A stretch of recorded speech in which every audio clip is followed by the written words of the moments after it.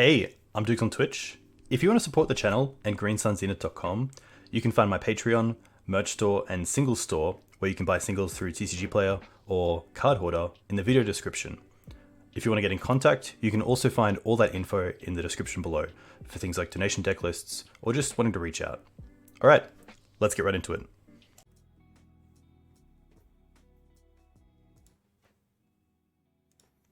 Yo, okay. Hey team, welcome back to Dukes on Twitch. Back today with a new take on Abzan Mav. This is thanks to Connery, aka Achilles27, making his way into the Legacy Challenge top 8 on the weekend with Abzan Maverick, which is really cool to see. We've also had Harry1232, aka Harry Hackett, also doing really well with Abzan Mav recently in big tournaments like challenges, so that is sweet to see.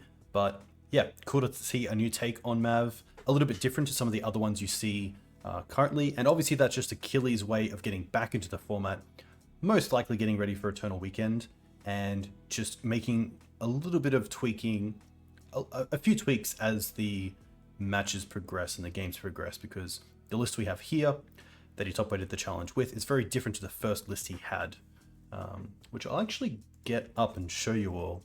Hey Headshot Catcher, welcome. Hive Mind, interesting. That is cool. Hey Dirk, hope you're doing well. What sort of Hive Mind deck? Do you show and tell it in? Do you ramp to it? That is pretty cool otherwise. But here we have Connery, who of course is back. And if we go down, trophy number 3. So obviously here we have some little things like 3 endurance in the sideboard. We have, it looks like the main deck he's pretty clean on, which is nice. And then, yeah, here we have the ley lines instead of the 2 endurance. We've gone down to just 1 path, which makes sense. We've actually moved the Plague Engineer.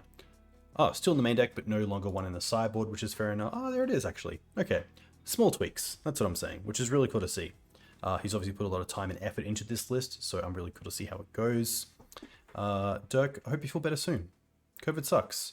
I've definitely been off with it as well, and I feel your pain, so hopefully you're not doing too badly, but hopefully tonight we can cure some of that sickness with a few wins for Mav. But yeah, get better soon. Sudden substitution. Ah, okay, there we go. That makes sense. That is very cool. I do love players doing well in tournaments with what I would call a brew deck with something like Hive Mind. Very cool to see. I know that Sudden Substitution had its time where there was a few players online playing it as well, but that is very cool to see it do well. What is your local scene like in the Netherlands? Do you have like a weekly or fortnightly sort of setup? Or do you play monthly or just large tournaments? We just had a paper event on the weekend, which is cool. It's our first bi-monthly, so every second month Legacy event, because numbers were kind of starting to dwindle on a weekly basis. And feedback was that obviously people move on, and there's, you know, people in Legacy, especially with mortgages or starting a family. But one reason was that there wasn't really anything to play for. Sure, you could play Legacy monthly, but there's no like big event. So we started playing, or at least yesterday, started putting together bi-monthly tournaments, which is cool, and at 21 players, which is pretty sweet. So pretty happy about that. We have a pretty sweet hand. We have an opener with a few hate bears that could or couldn't be good, but I think they're all pretty reasonable. The one's finding a 3rd land or even a mana dork is pretty sweet, so pretty happy to keep this. There is no removal other than Orcish here, but hopefully that's okay. Renegade Rallier is a card I haven't played too much with in Legacy, but I do like the value add of it, especially getting things back. We just started playing Proxy Legacy monthly in a city. There's a great Legacy scene near Amsterdam, but I live too far away. Very cool. That's nice. I have been to Amsterdam. I've been to Rotterdam as well. Beautiful little cities. Good cold beer. Alright, Paru.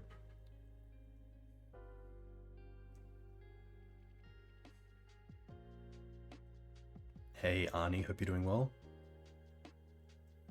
A once from them, okay. Most likely going to be a bit of a fair deck, which is nice for us.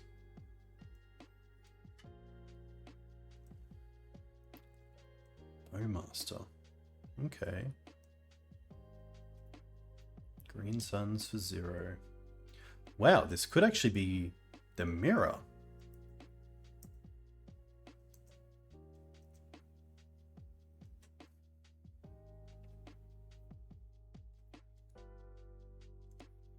Okay. So we found a land, which is really nice. The once is interesting here. I could just wait and use it down the road. We know about an Orcish Bowmaster, so I don't really want to use the once just to find a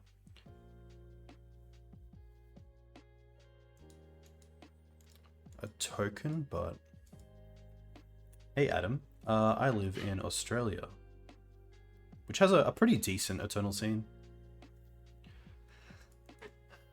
It's a tough one.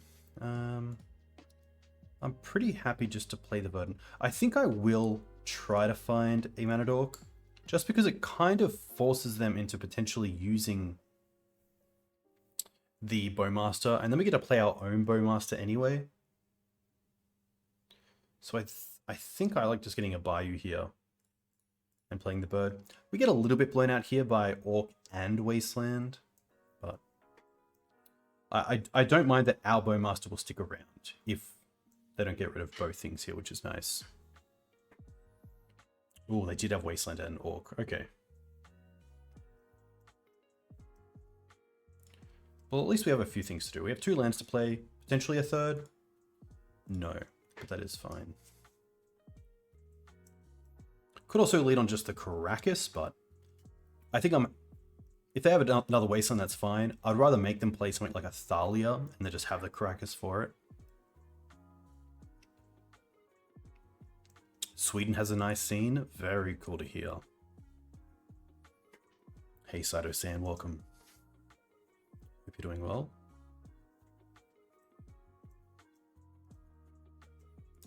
Okay.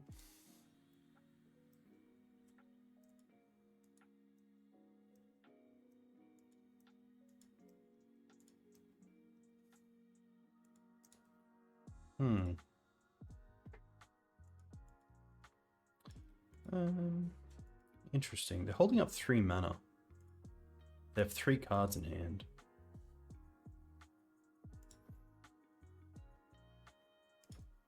The Ooze is pretty interesting. Getting to 3 mana is also nice, but getting to 3 mana doesn't turn on black mana. But I think just trying to get a little bit of ramp here isn't too bad. A fetch land would also mean we could Rallia and also Bowmaster. Wow, nothing. Maybe they have something like Questing Beast in hand. Or just more land? But not Wasteland.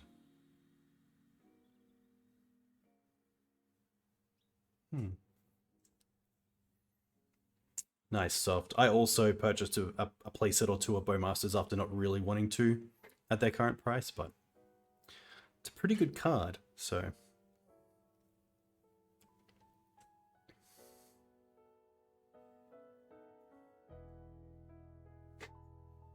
Okay. I guess if they have Questing Beast, we do have the Karakas. Green Suns for 2. Probably Fiend Artisan. That makes sense. Teague does nothing. Collector Ouphe does nothing. Liberator. Okay. Wonder what they're scared of.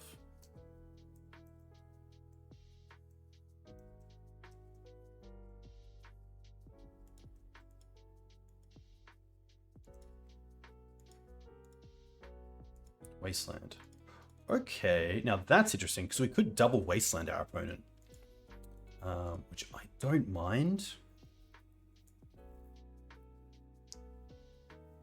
Oh, return target permanent card. Okay, so one thing here is that it says if a permanent you control would leave the battlefield, you can get something back that isn't that creature. So I can actually get back the Verdant or the Bayou here, which is nice. So if we go Wasteland, probably take them off the black mana. And then probably just get the fetch land ourselves. That means we can't be wastelanded off the Bayou, and we can't be wastelanded. Oh, we can't be removed off the birds if we just have the fetch land. So I actually like the fetch here. That was pretty cool. And now we just have a 3-2 against a board of 1/1s. So pretty happy with that. Yeah, Arnie, I've definitely been there as well. It can get a little bit tricky with when to buy cards. Like, I wish I bought Fables when they were $1.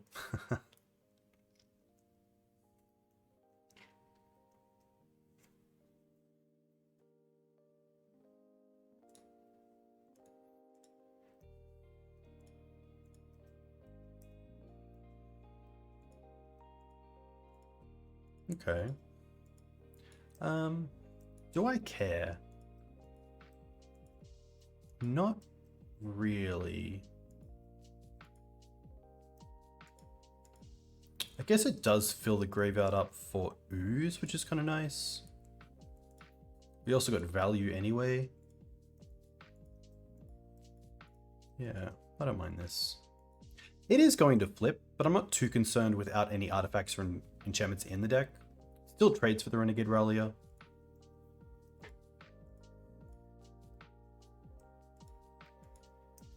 Knight's going to be fine. A land off the top. Cradle would be insane. Plague Engineer, not too bad.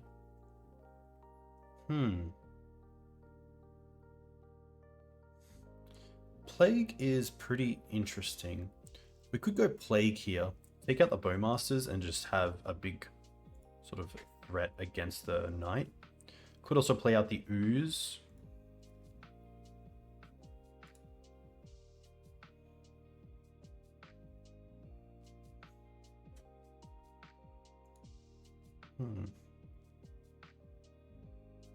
Honestly, I don't mind Ooze this turn. They then Wasteland us, but we do have at least a creature back. At least like 2 mana here. 1 card left.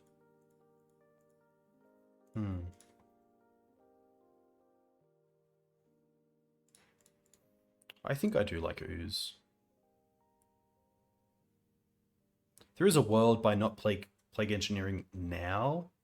They could make the Orchid 2/2, but I think I'm actually happy to take this a little bit slow.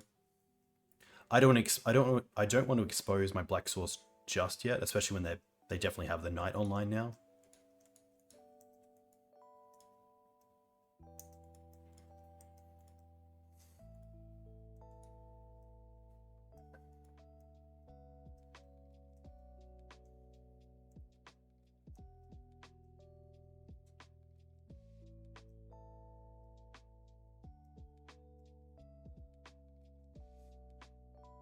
If they're Green Suns for 3, I will think of Ramanap, and I think in that case I will eat the Wasteland in response, because it means if they want to Wasteland me, they have to use the Knight.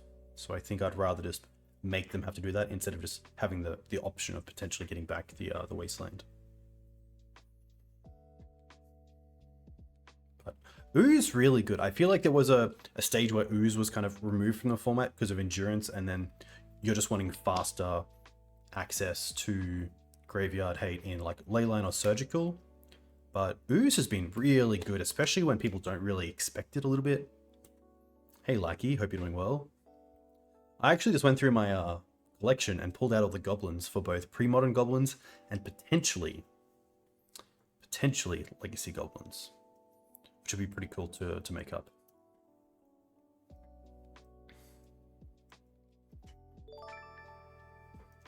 Hey Harry, welcome. Hope you're doing well. Happy just to float. Floating green here is nice because I could also potentially cast the Bowmaster.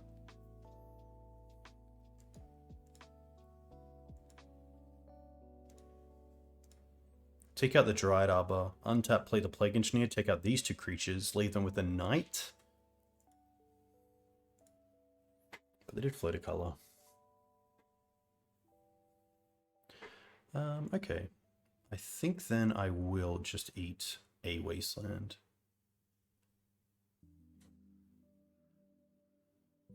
Do I need to? I could also eat a creature here. That way another orc doesn't kill the Scavenging Ooze. I actually don't mind that.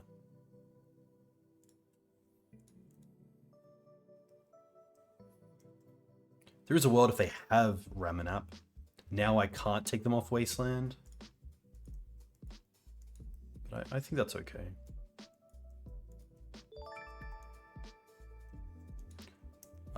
This is still fine as well because we get to respond to the trigger. Hey, Headshot Catcher, too kind for the Prime sub. Thank you very much. So they target that. In response, we will fetch... Get a Bayou. Oh, we don't have one left. Oh, this deck only runs one Bayou. I should have definitely checked that out. In that case, we are going to get the Savannah and eat said Rallia. This is actually funny. It is actually the mirror, which I didn't expect.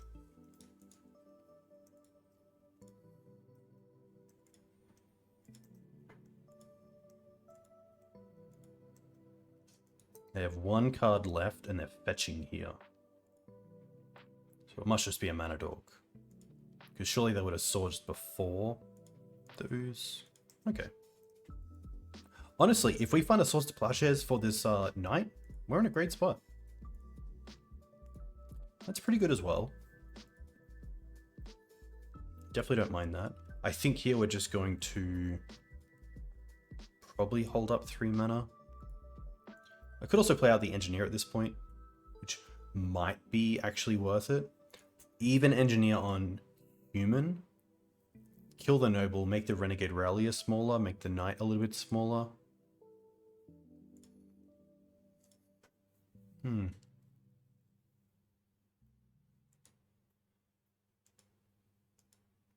I think I'll do that.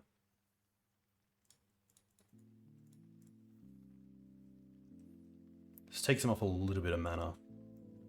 I think that's better than taking them off the Orc.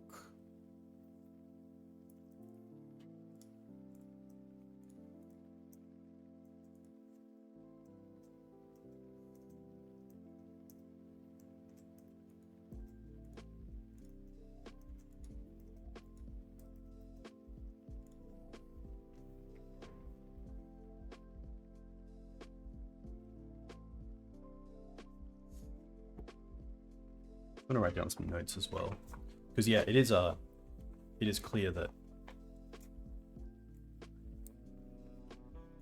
second Bayou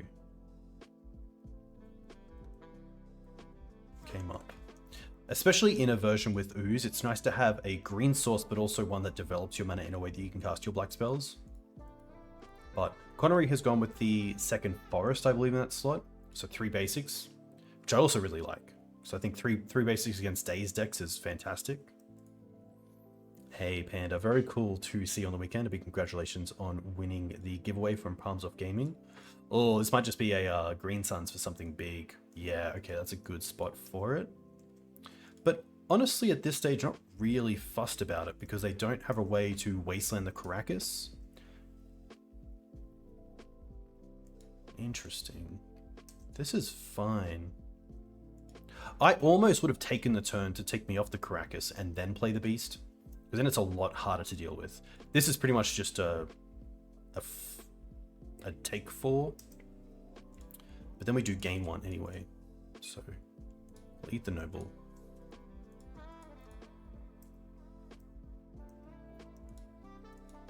Okay. Once here, I think here we just hold up the once, but maybe I want to find a land actually. I think actually it's better to hold up 2 green plus Bowmaster plus Karakas than play once for a land. So I think here we're just going to pass back, just to keep all options open.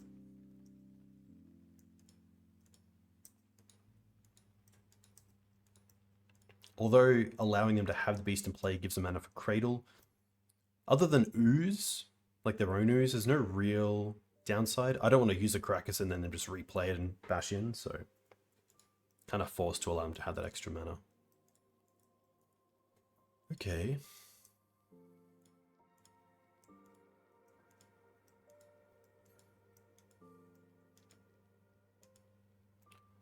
Canopy's fine. Oh, so they will draw a card here. which is actually great. And this is why I waited, because now we get to go Orcish. I think here I'm going to ping the Dryad Arbor and then ping their own Bowmaster.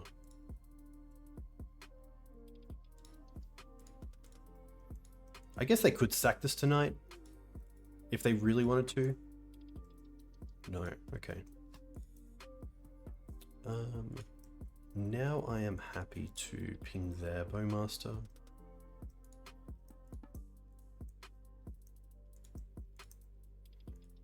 But yeah, I think because they have Cradle, what they really want to find here is a green suns for Ooze or just Ooze. Hierarch isn't going to do it. It's going to die straight away to the Plague Engineer, which feeds our Ooze. So actually playing that Hierarch was a huge, huge advantage for us.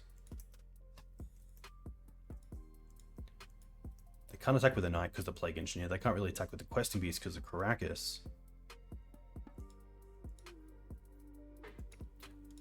Yeah, like this is fine. Return that to your hand. So they have one card in hand, it's Questing Beast. We're nearly getting to a stage where we can just attack them. Hey, I will. Welcome. Okay. So now let's have a look. Oh, our own Questing Beast. They do have the Knight. They would have to sack their only Savannah though. That's interesting. I'm not at that stage yet, but honestly, I think I'm at the stage of nearly attacking with Ooze. Ooze attacks with Exalted.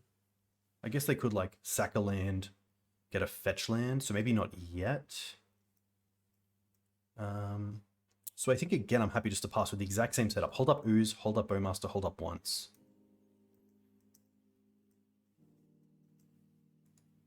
Interesting as well, I've been taking time to talk through these lines, talk to you guys, and they're down on time by 2 minutes.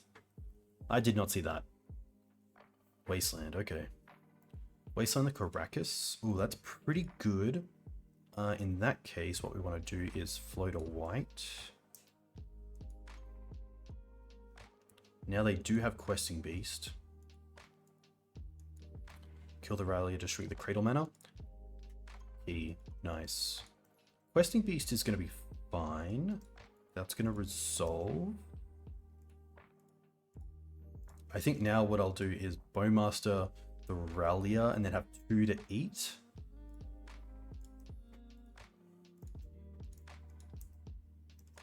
Which also grows the Orc army. Nearly close enough for me to actually block with it on the Questing Beast and kill it.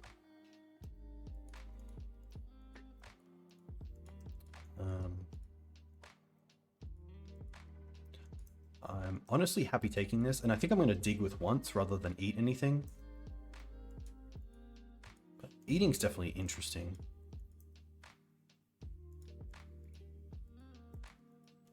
It's 7.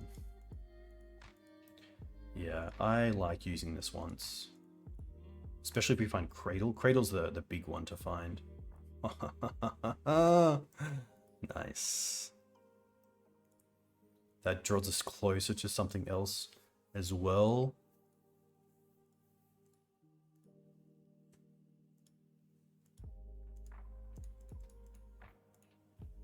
I think we just play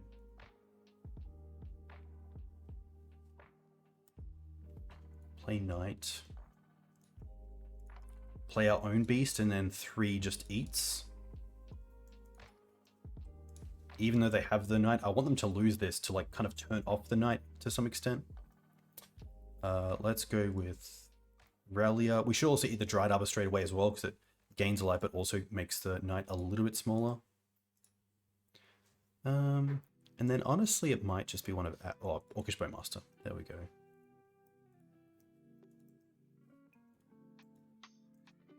Yeah, okay.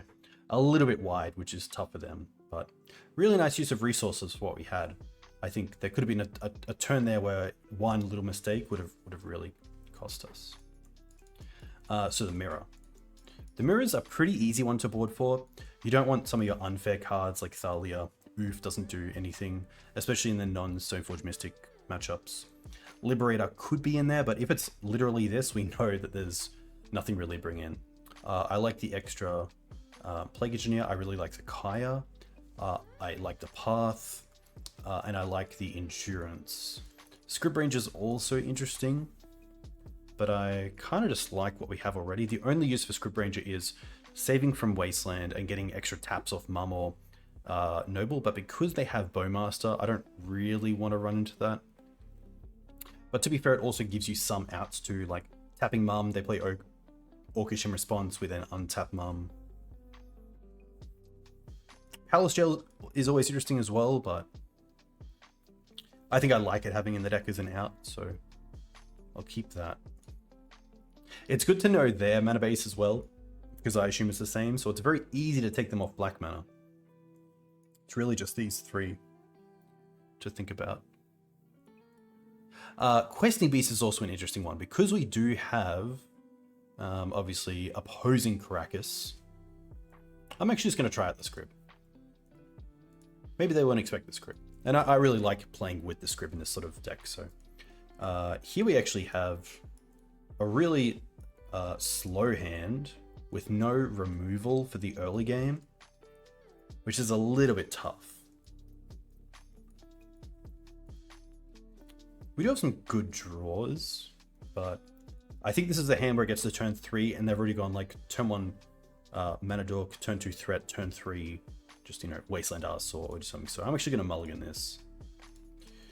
Oof, okay, this is a lot heavier, but what we do have is lands that play around Wasteland until we drop something like the Plague Engineer. I'm pretty happy to keep this and bottom the Palace Jailer. Although Plague Engineer can kill X1s that they deploy, they might not kill creatures that could take the Monarch from us pretty quickly, so I'm going to take the Palace Jailer here.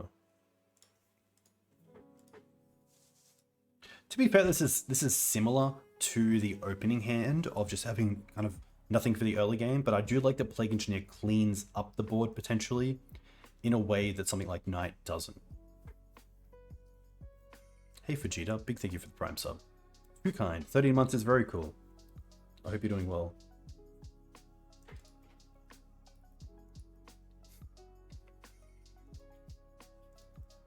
Being on the draw is a little bit better with the Plague Engineers as well. You get the whole kind of experience and see it before you react. So obviously there we saw the Noble Hierarch, so at least one of these Plague Engineers is going to be naming human.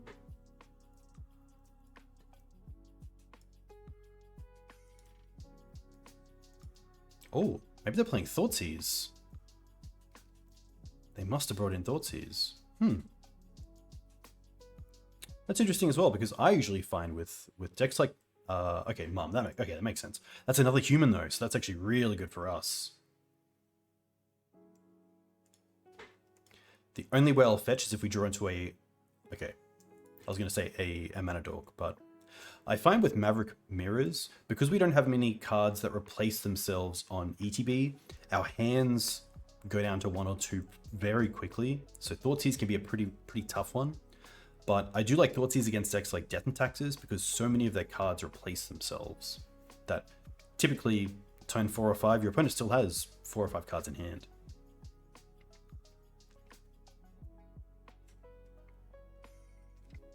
Correct, Soft. So we're actually playing... Oh, wow. I guess we can't actually go after the Fiend just yet with the Bowmaster. Fiend ourselves. Okay. I don't want to play a Fiend when it can be taken out by a Bowmaster, so I'm happy just to hold up our own Orc here and also Plague.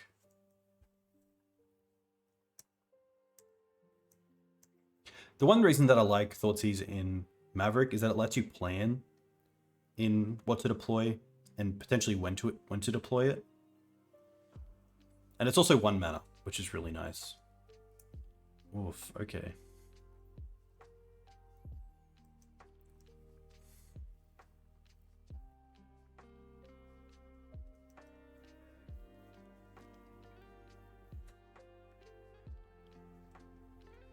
Oh my gosh.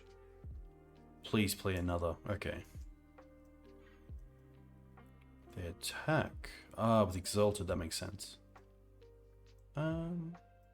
Okay. That's all good.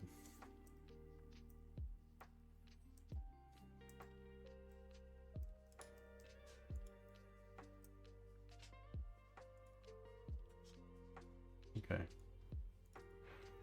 Here I'm just going to go for Scrubland and also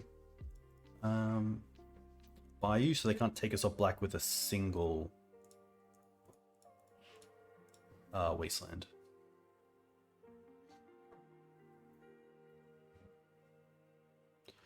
There's a close world where I want to go after Fiend Artisan here.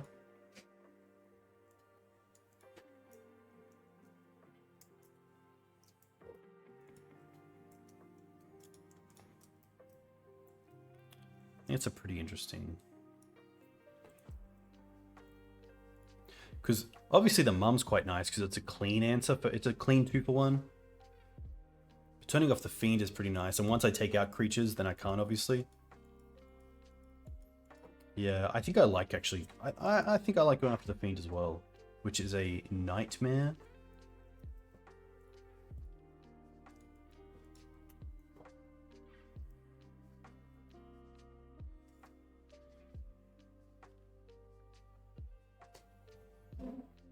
Yeah.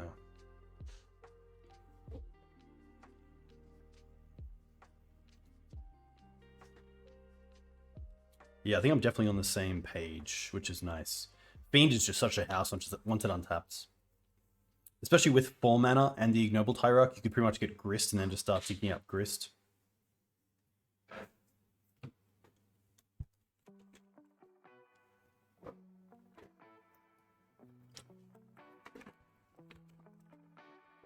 That's true. They could play another Engineer. Sorry, another human, thinking we don't have another Plague. Okay, there's the Wasteland, so luckily we have 2 black sources. Wow, they go after the Canopy? Wow, okay. Maybe they're a little bit worried about double green for Endurance?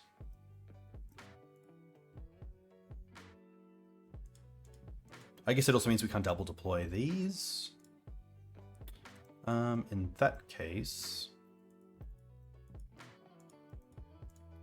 I'm pretty happy to play the Noble. And then just pass? I guess we're not blocking, so we might as well attack. I guess it's a little bit tough if they have Endurance plus Mum, but I don't think they would when we have open white mana. What we could have also done if we don't draw a land there is potentially hold the land and then play the land Orcish Bowmasters with the Mum after it gives protection. Unless they block with the Mum, they can protection itself. Hey Ramar, this is the Achilles 2575 mirror. How do you feel about Abzan versus Naya depth? I really like Naya because I don't feel Orcish Bowmaster does anything for the deck other than disrupt other decks, while things like Minsk and Boo work pretty nicely in the deck. But I, like, as a Maverick player, I like the Abzan build, just like from an enjoyability perspective. Like, I like casting Orcish Bowmasters, especially, you know, on turn 1 with Mox Diamond. But I do like Pyroblast and I do like Minsk and Boo, and it's really hard to give up on those cards from like a power level perspective.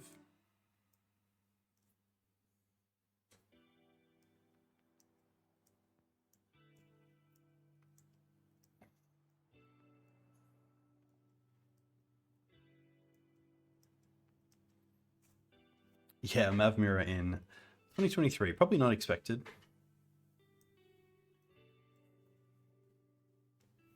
It's always fun though. I always enjoy the mirrors, especially when you don't get two. Sometimes it's game over when someone just loses, you know, misses like the first few lane drops, but here it feels pretty good.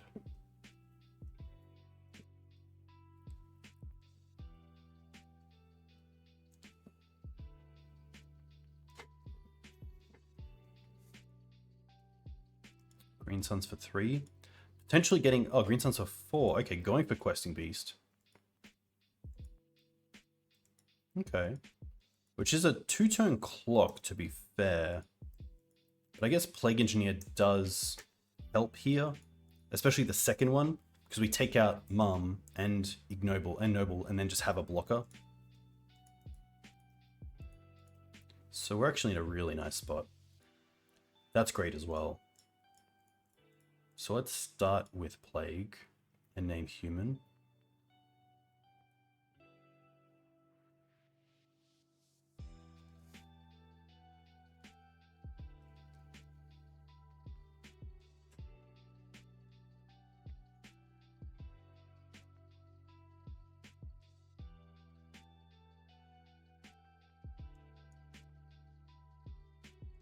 Protection, okay. Probably pro white. What blocks QB? Power 2 or less. Ooh, nothing at the moment. But we do take them off Exalted, so we go to 1, which means we can't actually fetch here. Okay, okay. That's a great point. I thought it was a... Even I get QB wrong sometimes. Name Human. Play Divergent. Yeah, yikes. They might have once here and try to once. No. In that case, we can attack with... Oh, I meant to attack for 3. Sorry. We aren't dead. We take 5 and go to 1. And then we do have some nice outs. Plow, Karakas, Kai puts us up to 3. I guess if they Green Suns for something else, they're going to Green Suns for another Ignoble Hierarch. Oh, they play 2? Okay, so their list is actually different. Damn. Oh, so close. You never look though. That actually doesn't matter because that's not how the game went, but we were playing to outs, which is nice. I'm gonna run this back.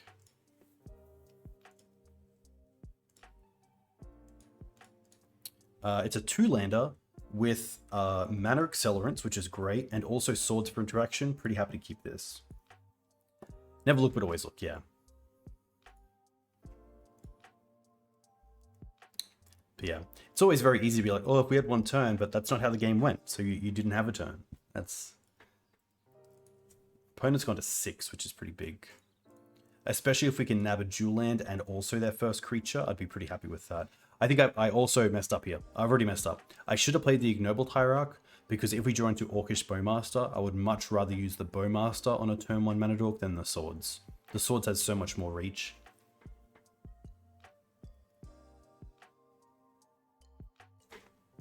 So, apologies. That is a loose play, for sure.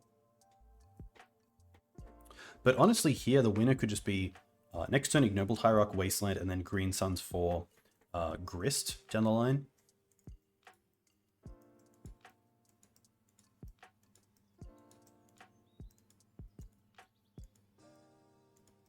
See how they fetch. If they go for a basic, it's very hard for them to actually turn on the Orcish unless they find another fetch land. I think it's worth making sure. I think it's just correct. Like there's potentially a world where you play the noble so you don't get turned off the so you don't get turned off the white, but in this case I think it's so much better to be able to use the Bowmaster and then Wasteland than play the swords. But that's okay. That's all good. That's all good. Here we get to reset the board. We get to go play Ignobled. I will Swords the Mum, and then I'll Wasteland them. And then we get to untap with 3 mana, which is pretty nice. It also keeps their Bowmaster off the field. But just little things. Oh, they didn't Wasteland us? Now that's huge. Because now I'm very happy just to go for Grist. Grist on this field is just so good. Don't really care about Bowmaster.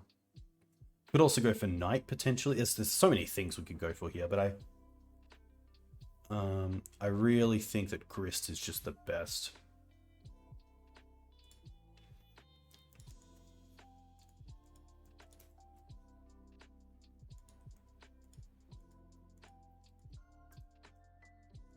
Go for Knight. Yeah, Knight's also definitely a really good consideration. I like that Grist doesn't die to just like Swords to Plowshares. Okay, now we're cooking. We attack for 3.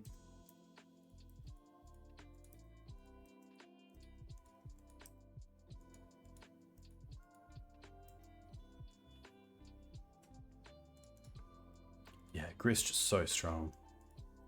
Especially, like, unfortunately for them, I could also try to find a Wasteland here. I haven't played a land yet, have I? Yeah, we could draw a card here and just draw a Wasteland and end this. We did play a land though, so that happens sometimes.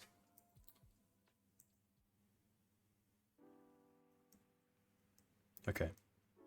That is fine. Still no black mana for them, which is pretty tough.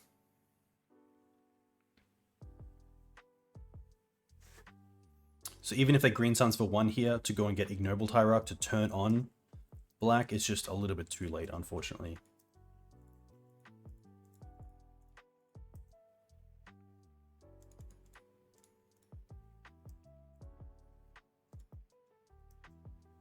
This never feels great. Oh, imagine if we draw into green suns, so we could Wasteland then green suns for Ramanap. That would be sweet. Or, okay, just get double Wasteland. Okay, there we go. Honestly, that was exactly what I was talking about in game 2. Maverick mirrors are really fun unless someone just gets mana screwed on the early turns and just doesn't recover. And that's exactly what happened. That's just variant sometimes. Mana dorks do. Trust me, I've definitely looked at some X2s, but I did try Delighted Halfling, but it was actually impressive how many times I wanted it to tap for colored mana when it wouldn't. And that's the thing. I much rather the upside of X1 mana dorks tapping for the mana that I want than the downside of them dying to Orcish Bowmaster, which is nice. Ooh, is there a... I actually don't even know. I should. I don't think there is a Ram. I think the Renegade Rallier plays the role of Ramanap. Plus other stuff, which I definitely don't mind. I love that kind of look to it. I am personally a big fan of Ramanap, but I do like that Renegade Rallier gets back other things, which is pretty cool. Yeah, Saito. I could definitely see Halfling in some of your lists. They look pretty cool, especially like Frodo. I would love to play a Frodo style, like green-white, maybe Stoneblade kind of deck.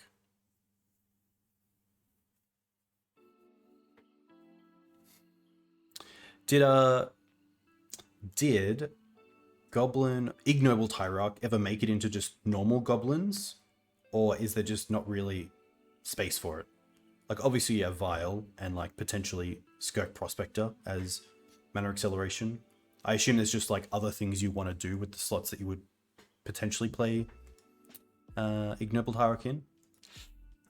A no-lander, but that is fine. A pretty sweet hand otherwise, but what does that mean? Let's be honest. We tried it for a bit. The problem is that splashing for your mana dork inherently makes your mana base really awkward. Yes, very true. Very true. Okay, now we have a pretty nice hand, and I'm pretty happy just to bottom the second Fiend. We also have a once to open up on, so not too bad of a 6, honestly. Keep bottom Fiend down. Food chain still best fit? I can definitely understand that. Oh, okay. Well, I feel like this is a Reanimator if they start on Pedal, which we do have once upon a time into Endurance for. Oh, maybe not. Okay, we still have Endurance potentially. We have the 1 Endurance in the main deck. Yes. Okay. Here we go.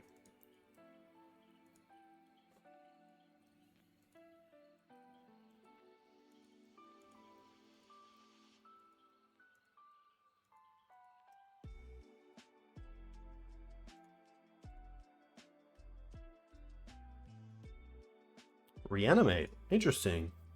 I assume with Ouphe, there's always like, I'm not sure how many flex spots there are, but I assume there's 1 or 2 at least. And I assume here Reanimate isn't a flex spot. There's Reanimator as well. So maybe there's 2 flex spots. Pact, Pact, Pact, Pact, which is good for us. Dread Return, of course. Alright, I'd love to know the actual math behind this, but let's look for endurance. Ah, oh, so close. So close. Not even. Honestly, I think we just say no to not reveal anything. And then concede. But I like to look at the deck list. I don't know what I'm really looking for other than like really out there cards. Like I would assume in this list, the 2 Reanimator there. Okay. GG's. So what do we like? We like the ley lines. Leyline I think is really nice in this matchup because it plays around Pact of Negation, of course, but also Leyline of Sanctity, which is nice. I like the Thought Seizers. I like the Teague, which obviously shuts off Dread Return. I like the extra endurance. This does stop Thassa's Oracle, so that is a thing. I like to take out just a lot of the mid-rangey stuff. I don't think there's a world where we get there with like Plague Engineer on. Look, maybe. This is the maybe pile. Rallia a little bit slow, Grist way too slow. Like the onces are nice because they do find potentially endurance. The mums can come out, that's an easy one. The swords potentially as well. They do play bridge from below. Which means they would just get zombies from the cards, so that makes sense. Yeah, swords isn't great.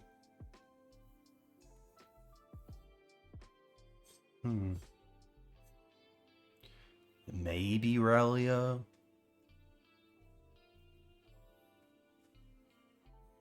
Trim Bowmasters.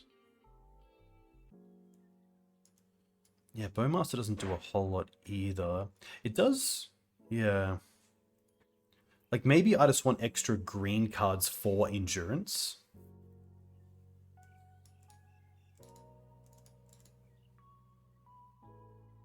Scrib's a little slow, but it does mean we can... Scrib allows us to keep like a land light hand with a lot of action.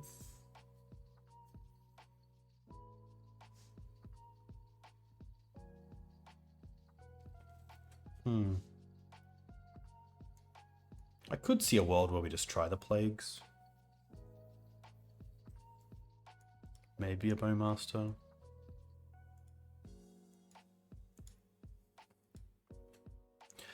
It never happens when you have the sword, but when you don't have the sword, they play the creature that takes 1 to activate and pass turn because they don't have the mana and then untap and then go off, which is tough. Did we see a bridge? I don't think we saw a bridge, so potentially I will just play an extra Bowmaster and then just have the Plague Engineers and that's that. We won the die roll, which is great.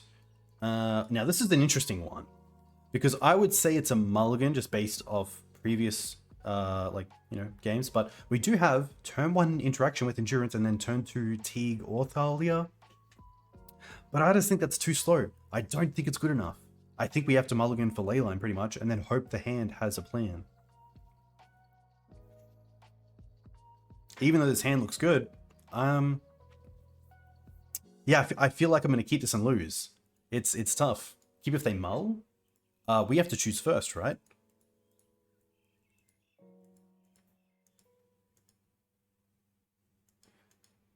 Keep if they mull.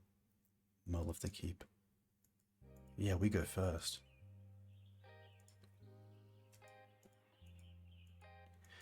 I hate that. I hate that. Keep and lose is still the correct line. No. Okay. Look. Oh, the force of negation I can just feel. Turn 2 Teague is game over, but it's a case of getting to turn 2. Ugh. I can see why you would keep this, but I really want to go for Leyline. And I apologize to the people who love this hand, but I just want to go for Leyline. And we find it, and we still have a decent hand of Noble Hierarch into Collector Ouphe on turn 2. So I'm going to keep this. We also have Thalia turn 2, so I'm actually going to drop the Collector... I'm going to drop the Fiend here. And then we have turn 1 Bayou into Noble. Oh, and then we have Thalia into Ouphe. That is cool.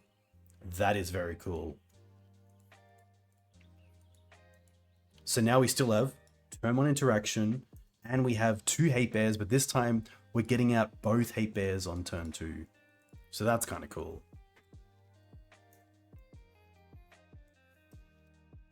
And that should be enough of a clock as well.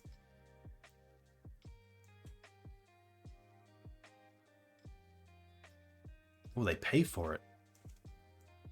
Oh, okay, maybe they have... Okay, that's fine. I was going to say something like Nature's Claim. Oh. I still think we just Thalia and Ouphe here, and then next turn Plague.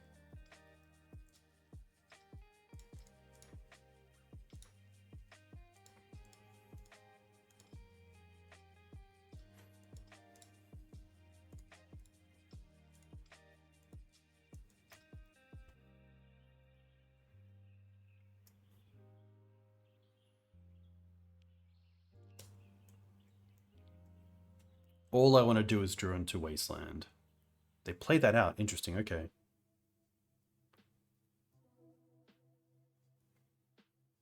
Okay. Yeah, I just think, like, I feel like these are the matchups with Leyline that you mulligan for Leyline to. But I can understand definitely why you would keep the opener, because it does have pretty much the same thing. Turn 1 interaction, but it is spell stack-based interaction. But I think against a deck like Ouphe, you could mull down to 4. If I find Leyline, Land, Noble as a 3, I'm keeping that all day.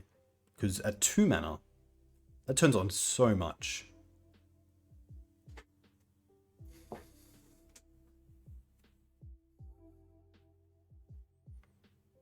That's fair, yeah. I definitely agree that you have to mulligan a little bit more aggressively on the draw.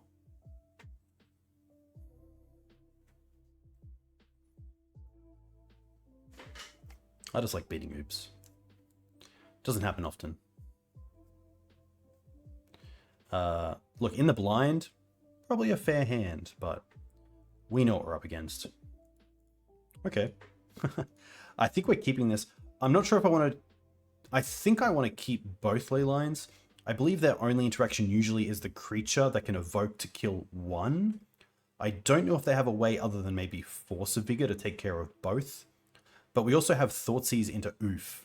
So I'm pretty happy just to bottom the Knight here. Keep both Leylines to make them have to have a piece of interaction that takes out both of them.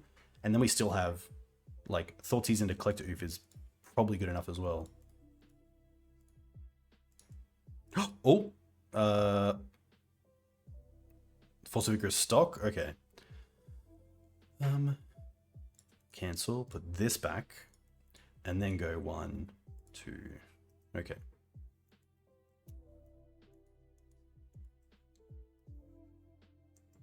They went down to 6 as well. But at least if they want to force this, that's 2 cards. I think I'm happy to just play the Peatland here, keep the Windswept. The life loss doesn't matter. And potentially I want to get Dryad Arbor. Okay. Oh, Chain of Smog? Now that's cool. I did not think of Ouphe going towards this plan. They do have Charbelcher as well, but we do have the Collector Ouphe. Wow, they were so close. Oh my gosh. Now this is tough because Petal, that's 3 mana. That's 4 mana, and that's +1, so that's 5 mana. So they're so close to actually getting this. But I don't want to take it because of the Ouphe. I think I'd take the Ritual.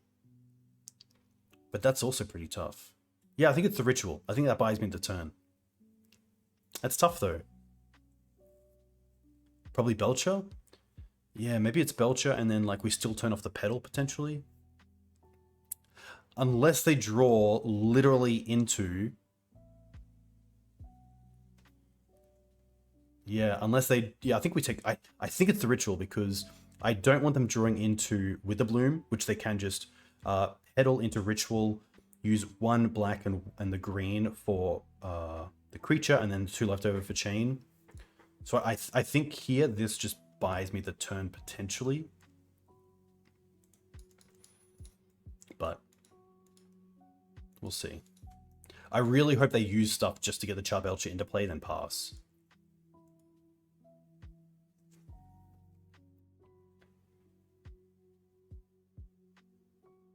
Oh, so good.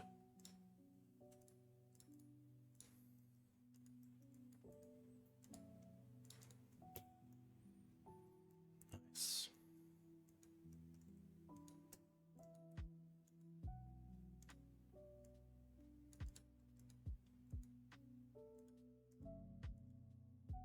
Okay.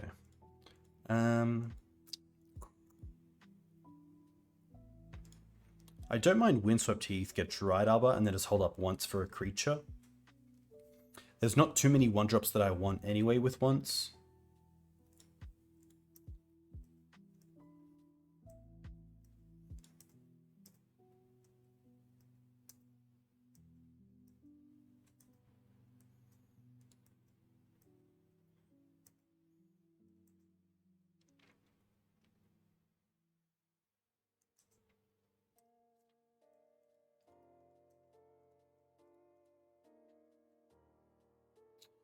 Yeah, Collector Ouphe.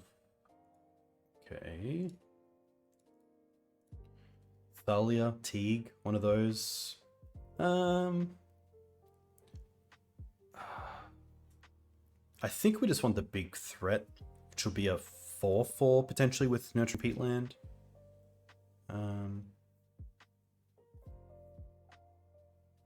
They're also moving to... Yeah, I think it is just the Knight.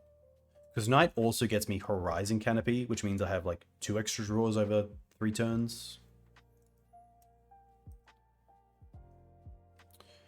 Endurance is cool.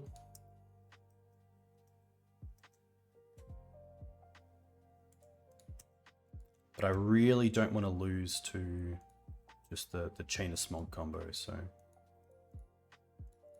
We do have to be pretty hasty here. And I think it is Knight this turn, then draw a card, becomes a 4/4. Then it's a 2-turn clock. 4, 5, 6, 7, pretty much. They are up to 8 cards, so they will discard here. Probably the Belcher because of the Ouphe, and they're probably just going to try to go for the Chain of Smog plan. Plague, okay. That is interesting because Witherbloom Command is a 2. Witherbloom Apprentice is a 2/2, so double engineer does kill it. I think I like starting with drawing a card. We do have black mana off the Knight anyway. Thalia would be a great draw as well. I could even... What if I don't attack with Knight this turn and get Cradle? 1, 4 mana, 1 to draw a card. That's 3 mana left, and then even if I draw into nothing, we have Endurance to play. Attack for 3, put them to 12, and then we have 3, 6, 7, 8, 9, 10. Close. I think we draw. Potentially also a world to set up a win next turn. 1, 2, 3, put them to 12, and then we have 3, 4, 5, 6, 7, 8, 9, 10, 11, plus the Peatland would be 12. Okay. So that means we can get Cradle, which holds up mana for Endurance. And then also hold up the Peatland. Okay. Let's try that. That means we can attack with the Arbor. No, but we have to play the Plague Engineer. Just Endurance is lethal next turn as well. 6. Almost a 9, and then Endurance if we attack with the Knight. Yeah. I kind of like digging just once. Because I really like the thought of drawing into Thalia or Galactique.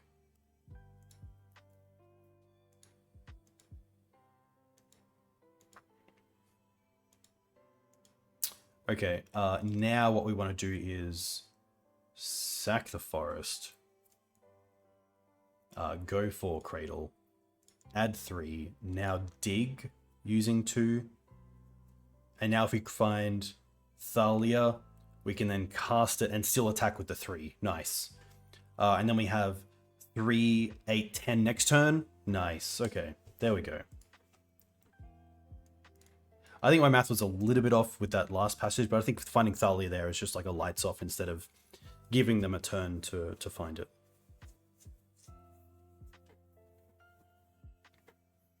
It's very true. That's a great point, Lucky. I didn't take into consideration the 3 life they might lose from playing one of the land cards. From 12 down to 3, there we go, yeah. Nice. That's cool. Played against Maverick, my favorite deck, and then played against Ouphe. Spoiler, not my favorite deck. A lot more decisions in that match than usually against Ouphe, which is nice. I do like our opponent playing the Chain of Smog combo because it actually makes the matchup a little bit more interesting. A lot more to think about as well. We didn't see the chain in game 2. So there's no thoughts of bringing in swords after that. Potentially, probably better than cards like Orcish Bowmaster.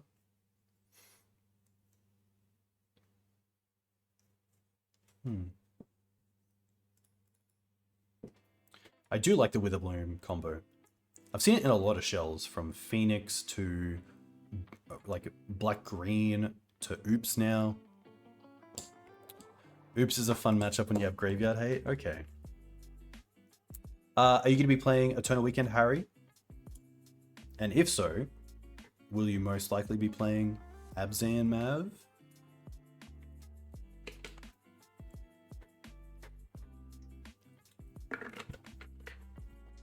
Alright, Dingus Khan. A lot of mana, but I don't mind that. Pretty happy to keep this. Probably Abzan Mav, nice. Up against Grixis Tempo, potentially.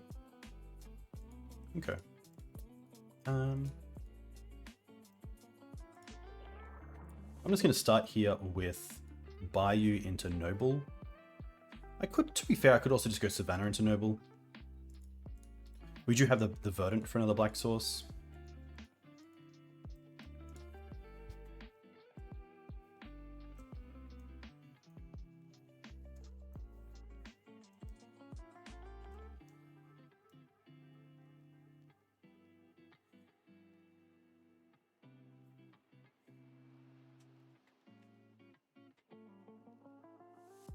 Drop.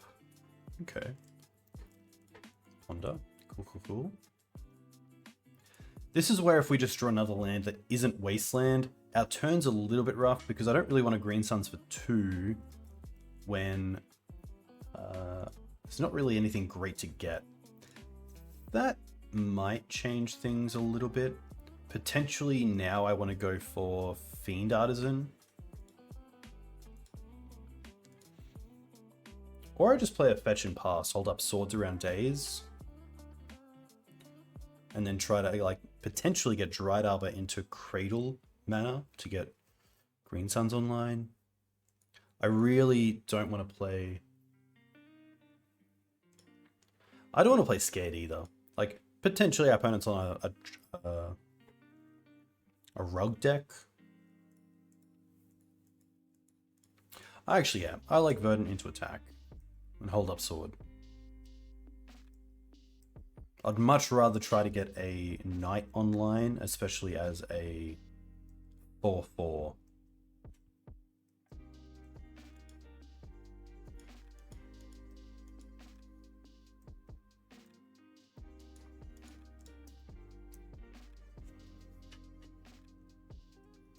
Also, Ponder Trop doesn't give away too much. Like, to be fair, they could even be on Stifle. this feels like potentially a bean. Badlands. Bowmaster. Okay. It's pretty tough as well. So now we're just back on mana again.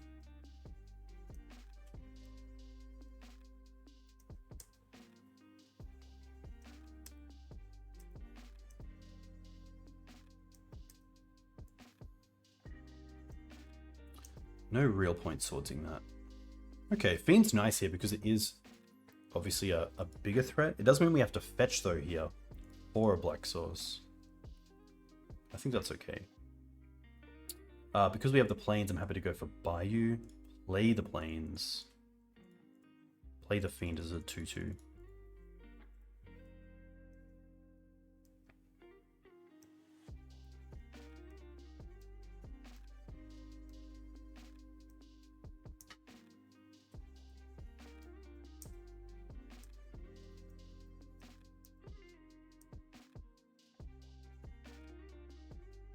I would love to see them attack with both creatures.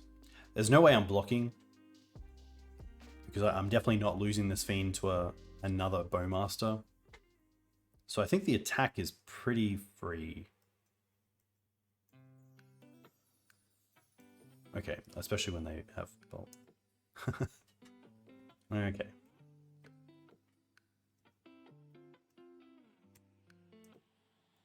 If I don't draw a land here, I'm still going to Green Suns for another Fiend, but not play the land. Oh, okay, that actually changes things a little bit.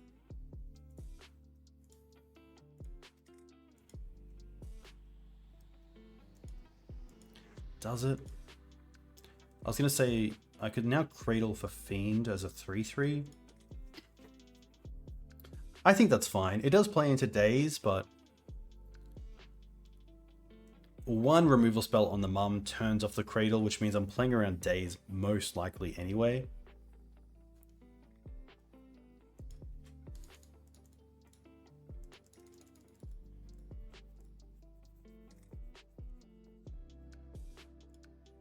Which is tough. They've already had so many looks for Daze as well. They probably have one in hand that's just been like rotting there. But I'd much rather play into it than like kind of time book myself of just not doing a whole lot.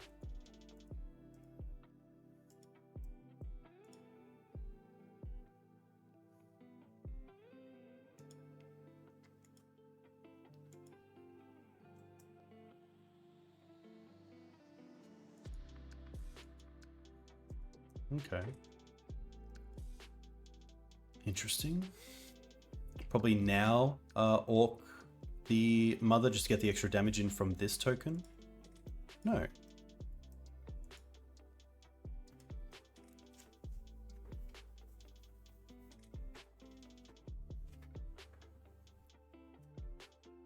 This is game one. Correct. And hey Ben, hope you're well. Wow, the mum untaps? I did not expect that. I did not expect that.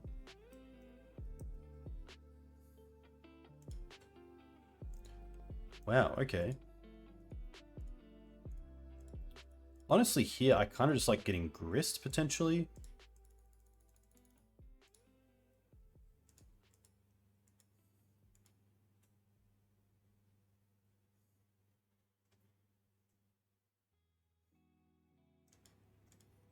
Force Pitch Force. Okay.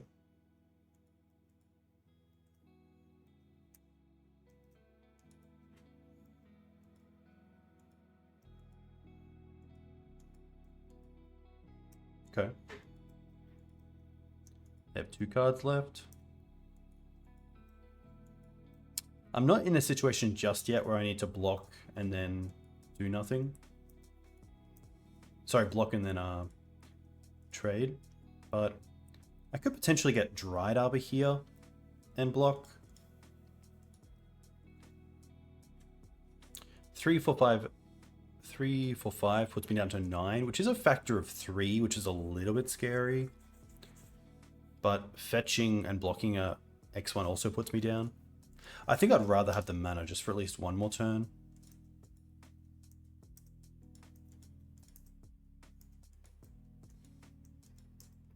Just a land.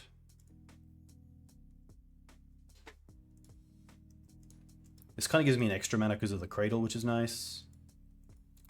Not great.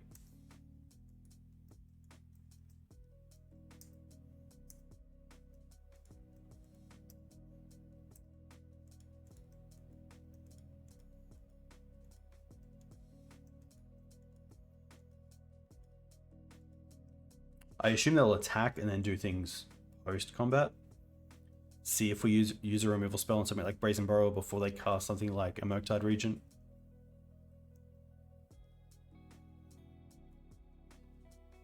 Interesting. Now we kind of get to see what they have. Bolt and Brainstorm. That's pretty good.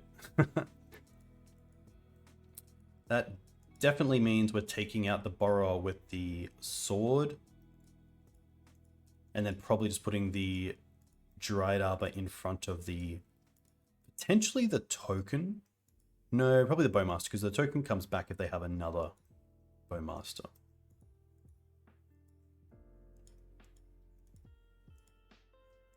Potentially should have swords in response to the Brainstorm. I like not giving them the information that we did have a removal spell.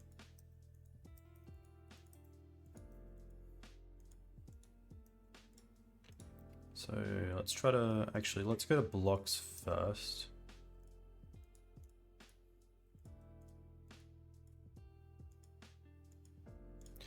Maybe the question is as well, would I rather the bolt go at mum than at me, and therefore I'm happy to use the mum here? That also means if they're using the bolt, they're not casting another creature this turn.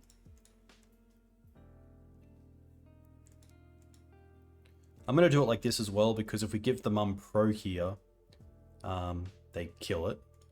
But if I put the Dryad Arbor here and they have some sort of, like, if they have another Bowmaster and grow this to a 2/2, it doesn't trade 1 for 1. So I think this is fine. And then let's go to give pro black. Could even just see the bolt here. Could even see them not bolt. See, there is a world where this don't bolt. Like maybe we just take 3 in the air, go to 5, and then they just have like double bolt. But no. So we have to get rid of this. Alright. But now we're looking not too bad. We have a lot of good top decks. We have 4 mana to play with as well. Not that. Okay. We will play it out because it also gives us the extra mana there. But like, can you imagine Scavenging Ooze off the top?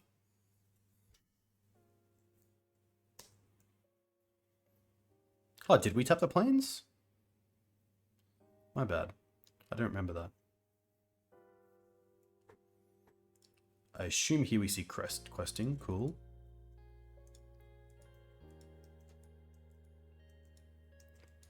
Merc.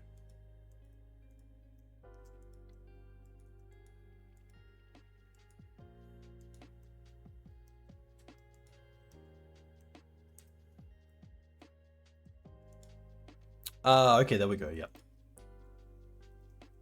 Probably did that. Doesn't do enough, because even naming Dragon puts us as 7. That is going to be game. Alright. I do like taking out some of the more heavy stuff. We obviously like the Carpet. I do like the Scrib Ranger, the Choke and Endurance. Path, for sure. Even though Scrib runs into Orc, a lot of the deck does, and I do like that, like, Pro Blue is a thing. Untapping Mum's a thing. A few other things. I don't like Palace Jailer in this matchup, especially with black in their deck. I feel like they can steal the Monarch pretty easily. The Liberator can come out. I do like the Engineer on the play. I potentially like both Engineers. Like sometimes even just cutting a Knight for the Endurance, I don't mind to lower the curve. And I do like that they're playing Questing Druid, which is another reason to play the Plague, especially on the play. I think that's fine. Something similar to this. I definitely like this. I definitely like these. Scrib, maybe. A 1-lander against Delver is how you lose against Delver. That's a pretty easy one. It's actually pretty good. Pretty happy to keep this. We can bottom the Savannah. We can keep 2 fetches. We get to once early on, which is nice.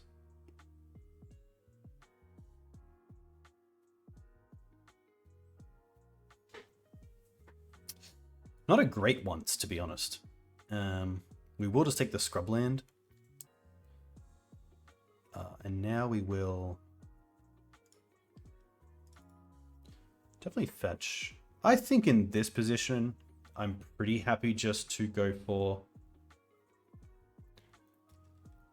Bayou. Again, like game 1, that does turn on Orcish Bowmaster after we Wasteland, which is nice. I feel like our hand is fine to see Wasteland from their end.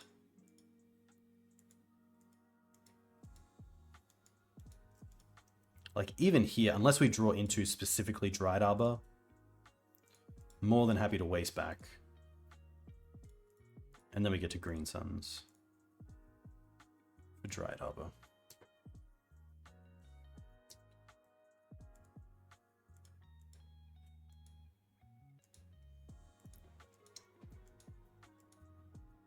Okay. Double on Holy Heat on our little creatures isn't too bad. This is also pretty nice because, like, sure, they could have days, but this Fiend Artisan is now out of range of some of the smaller stuff. Not to bolt, but if they kept a hand with, you know, triple bolt, that's fine.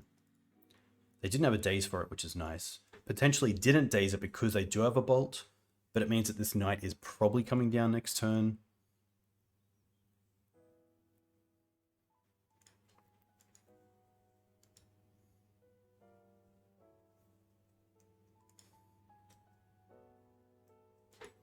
Okay.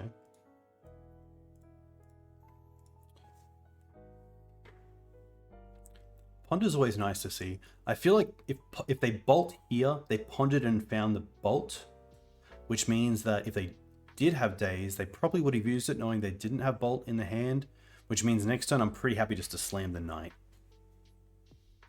Because I feel like if they didn't daze the Fiend Artisan and didn't have Lightning Bolt in their hand, then they don't have daze.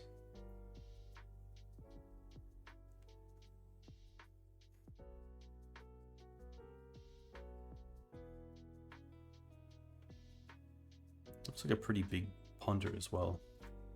Chose to not shuffle. Badlands. DRC, okay. Unless we draw a 2-mana spell here. Okay, that makes it even easier.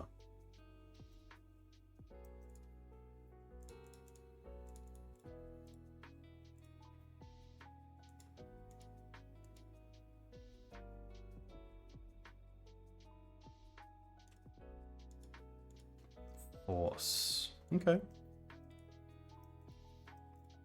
I guess there is a reason to attack first, potentially, just because this could turn the DRC into a 3/3. But at this stage, I'm probably not blocking with this, so I might as well attack at 4. Also, small thing, I didn't mean to, but by casting the Knight main phase 1, it makes the Fiend Artisan bigger if they counter it, which is really good for us. Because now we're currently winning this race.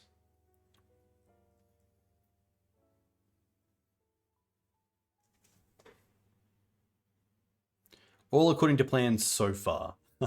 Also great to see a land here that isn't Wasteland. It means the Knight is definitely coming down next turn. Whether it resolves, that's a whole different thing. Plague is fine. I wonder if they name Nightmare.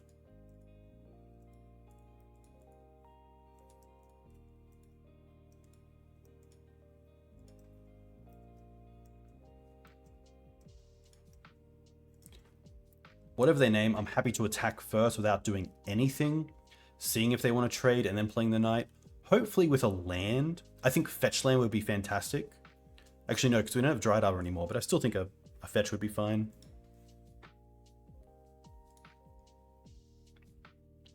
They could also name Orc, which is interesting.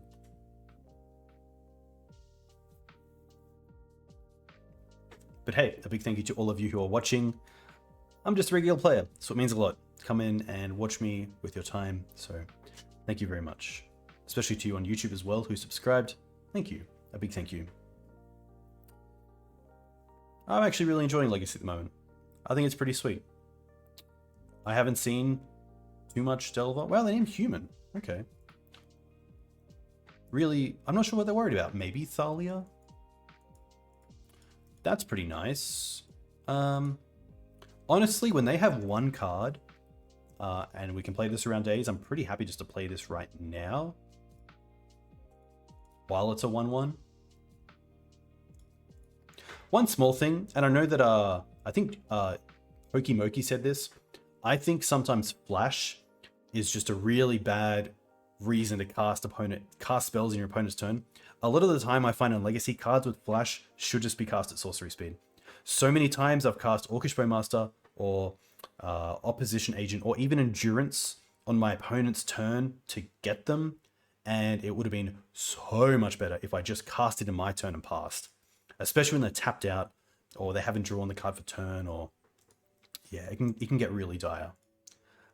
Here I'm happy actually to now start using the Orc token as probably bait for the Fiend Artisan. Probably getting Grist. But now we're in a really nice spot because most lists only run at most 2 Unholy Heat. I'm not sure if the sort of 3 or 4 color variants are different, but knowing that those have gone and they're pretty far off Mystic Sanctuary, I'm pretty happy about that. Hearse is fine because we don't have the Knight in play. It does make the Fiend Artisan smaller, but I'm okay with that. Probably Mum. Yeah, maybe that is it.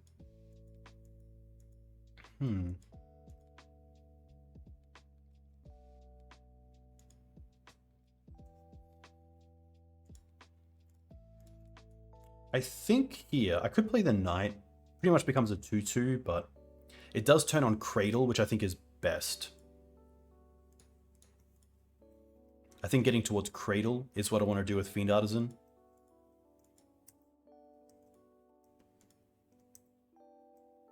But Hearse is a tricky one. Obviously, Outland Liberator is not a great card in this matchup, and I probably wouldn't keep in Outland just because I saw Hearse. But it is nice in builds where you have cards like Prismatic Ending, because they're cards you want against Delver decks or DRC decks, and it just also hits something like the Hearse. So this means we'll get a free 1 damage in their next turn. I think Hearse is a really cool card. I think it's a really, like, not too overpowered, but just really versatile in decks like this that want some sort of artifact graveyard hate that doesn't hit their own graveyard. Ooh, okay, I know what we're doing here. Let's hit this for 1. And then we get to go play Bird. Sack the Savannah.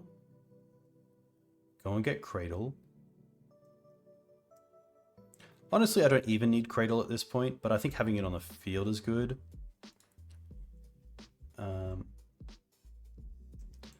And now, I was going to ping this again with another Bowmaster, but I think I might as well attack with the Orc token first to see if they block.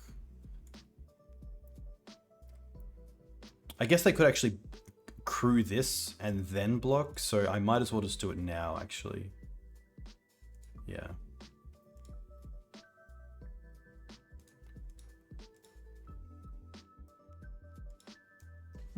Could also go for Grist. There's so many things that we could do here. Honestly, I think it might just be Grist. I think all roads lead to Rome, but I do like the Orc line. We get the token back anyway. And then we get to play the Mum out, so.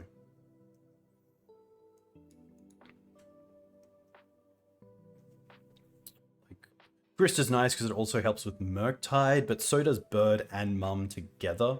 for a little bit, and then we have Fiend to go and get Grist to get rid of Bird. So yeah, pretty good overall. But this also just really hurts like their Brainstorms and Ponders off the top as well.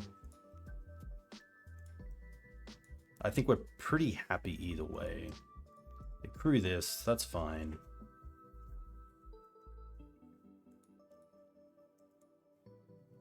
Get a token, we'll play the Mum out, and then we'll pass.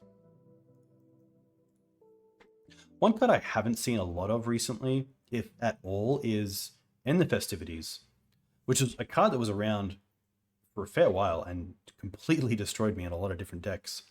But I feel like because players are playing cards like Orcish Bowmaster, they don't feel the need to play a card like End the Festivities potentially. But with this sort of board, I'm more than happy not to see it.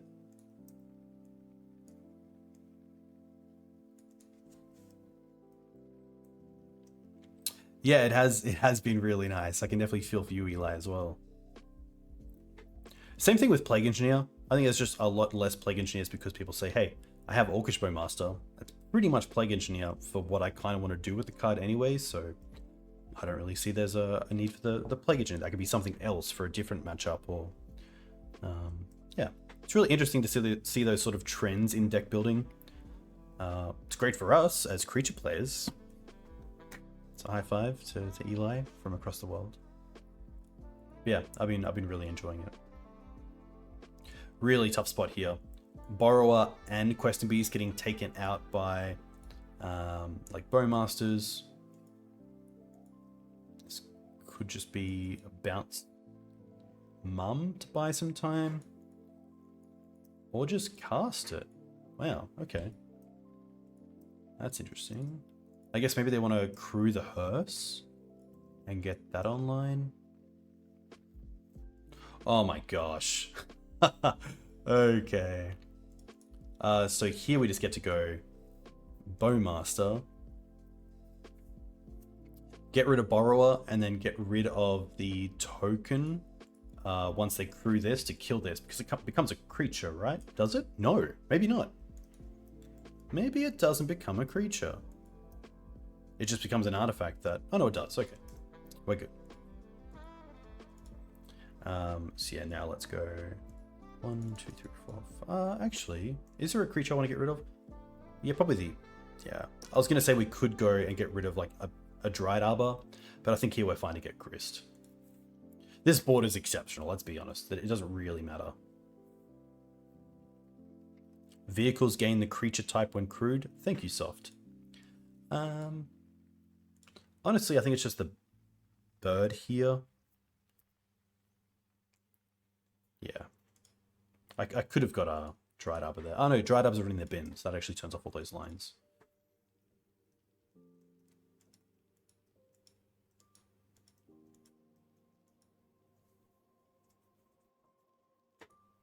That's fine. I'm just going to attack with these two.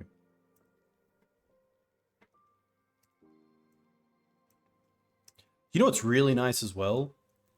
This really shows the power of Orcish Bowmaster in a deck like Maverick, where you obviously don't have the ability to really dig for cards like you do with Brainstorm and Ponder. This has been a match where we haven't drawn a single Swords to Plowshares or removal spell of that nature, and we've taken out multiple creatures. And we still have things in... It's so weird to have a 2-for-1 in the deck, like Orcish Bowmaster. It just doesn't feel natural for Maverick. Like, Sylvan Library takes 4 life every card. Dryad Arbor, like, Dark Confidant has to untap and you take damage. Like, Bowmaster to kill a creature of theirs, get a token, and then, you know, a bolt on one of the parts of Orcish Bowmaster means you still have 1/2 around, which in this deck, you then get to use that half for potentially Fiend Artisan, or get mana for Cradle, or Grist, or just win the game with. It's actually really sad how foreign value like that feels in 2023 for Maverick. That's how I'll put it. Hushbring is kind of interesting just because of the flying and lifelink and being a 1/2. It does stop Rallier and Endurance. I guess it also gives us a free Endurance, which probably isn't where we want to be, but I guess it also stops the Bowmaster. So we're gonna be taking that out. We're just gonna be playing with the same. Oh, 61? What card did I bring in? 2, 4, 6. Oh, interesting. I did not mean for that. Okay. Why did I bring in 61? What didn't I board out? Ouphe. Questing Beast. Knight, Teague. Did I accidentally bring another card in? Carpet, Choke, Endurance, Path, Script, 5. Wow, I mustn't have.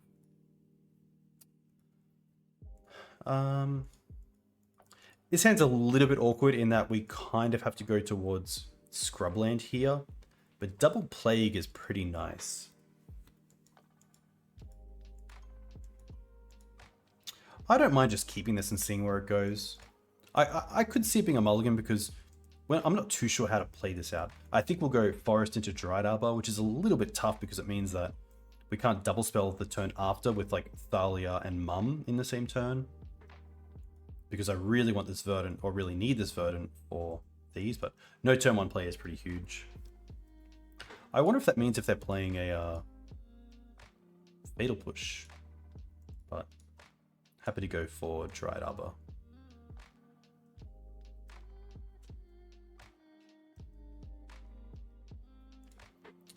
Very nice. Yeah, any way to get rid of a Magus is pretty sweet.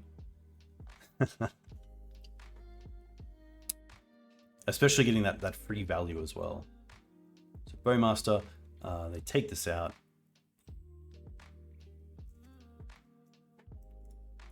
Okay.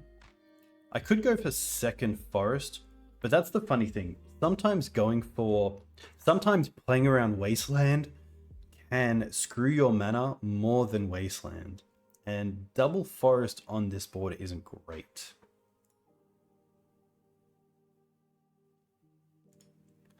I probably don't want to get a black source just yet, just because we only have 2. But I don't mind Savannah into another mana accelerant. Just to make sure if they have Wasteland or Bolt, they're using the Bolt on the Dork. I feel like we have the answers. We just want mana. That's kind of what I'm saying. And at least if they daze this, they're not dazing our next play, which is hopefully a 3-drop next turn. And Plague and Scavenging Ooze work really well together. Because they're thinking about potentially forcing this, I assume they have a Wasteland. And they're going, if we force this, keep them off mana, okay, it's just daze. Can we like kind of win a game just by them maybe not hitting their mana after a Wasteland? Yeah, now I feel like they're really trying to dig for a Wasteland. I think I'd rather see a Wasteland here than a fetch. I would much rather see the fetch, but can't always have it.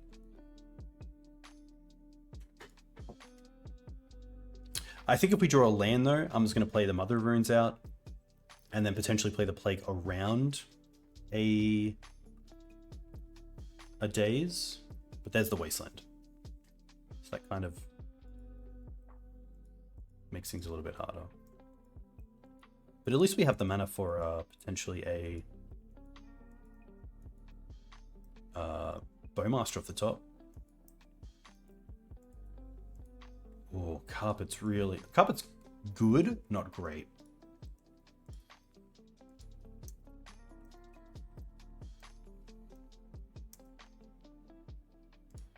Carpet's actually really nice here.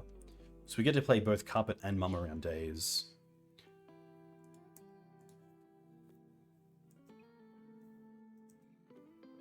Carpet does mean we can fetch basics. I assume Borrow or Bounce is their only way out of it.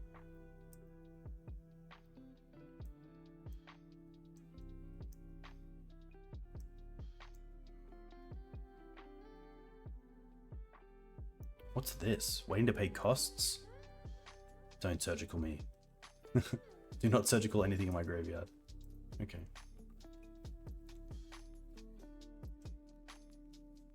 Brainstorm into fetch is probably the best thing they can do, but they probably want to fetch into something like Volk to take care of the mum.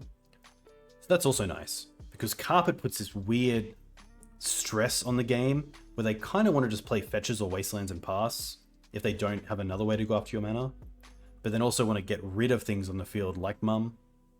So Carpet really nice here because it kind of means the mum might survive, but I think just because of how good mum is, we will see us getting an extra mana from the Carpet and the mum leaving the field this turn.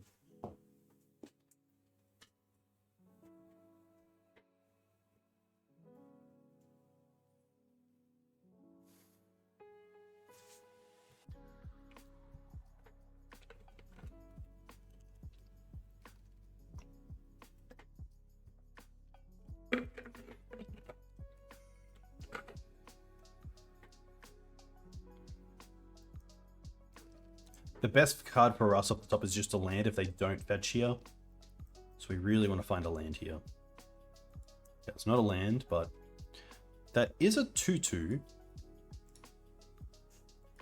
Have 5 cards in hand. Honestly, I don't even just mind. Potentially Ooze here. Ooze plays around days, but also just grows.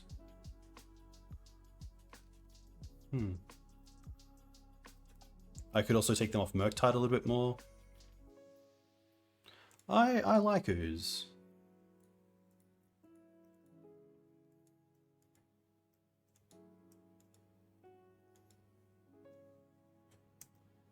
And then we're just passing.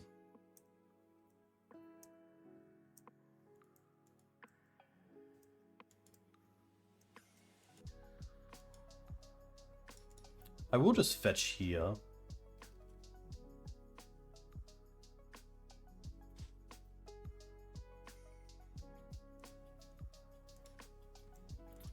Do I really care about a Murktide?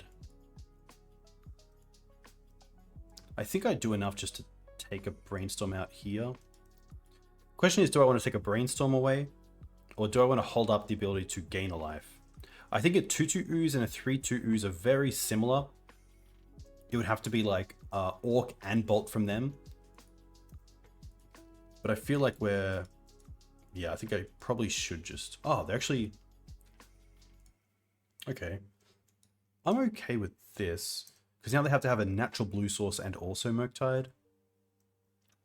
Whereas a fetch land, we can respond to that.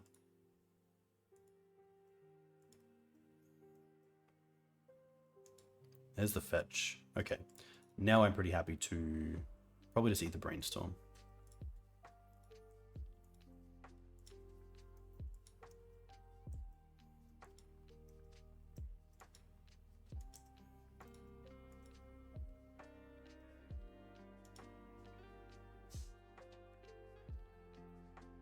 Ooh. Okay, let's go here and get pro black until end of turn. But still not bad. We get to untap and plague them. So honestly pretty happy. Yeah, this is awesome. Green Suns.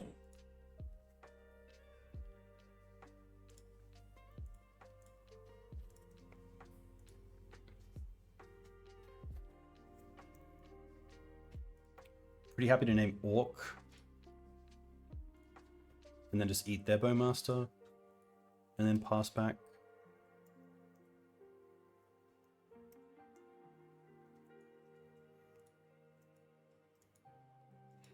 Like, sure they could have Bolt here, but I think the Ooze has done enough.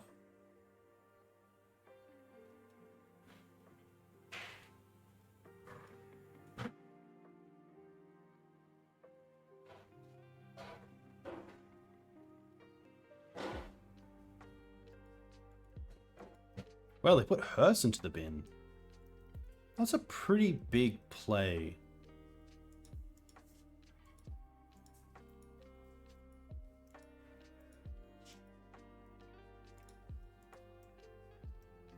Honestly, on this board as well, I don't mind just Green Suns for Endurance. To get the DRC back to a 1/1, control the board a little bit. If not, we also have Fiend play if we don't draw into a land. 1, 2, 3, 4. A few different things.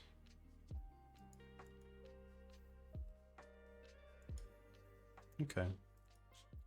Find a fetch. I reckon they. I think I would attack. I think turning on orcs is so good for them. They have 2 cards left.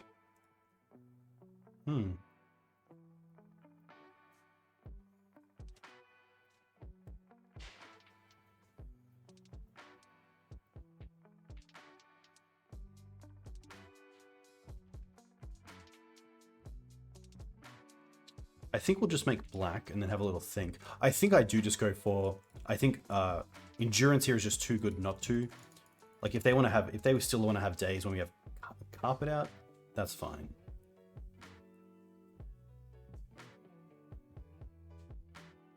Nice. They also can't fetch for like a Mystic Sanctuary here because of the Badlands, which is cool.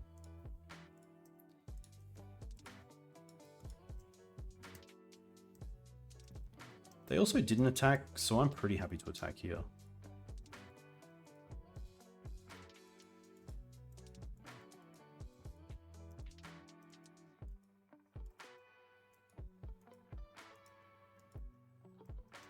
I feel like the endurance trading with the Plague Engineer is fine as well. Potentially keeping it. But if we can get Plague down on human, probably feeling pretty good.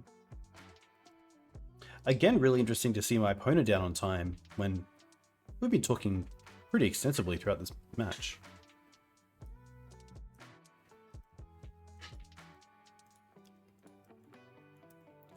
I don't want this to lose to Bolt. I'd rather just get Plague Engineer bolted, so I'm happy to take this one.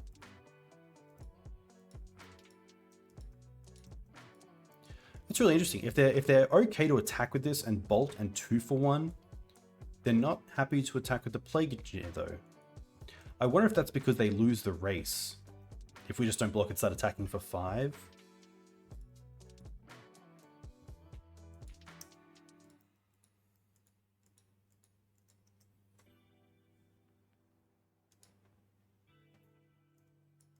Bolt and Volk. Okay.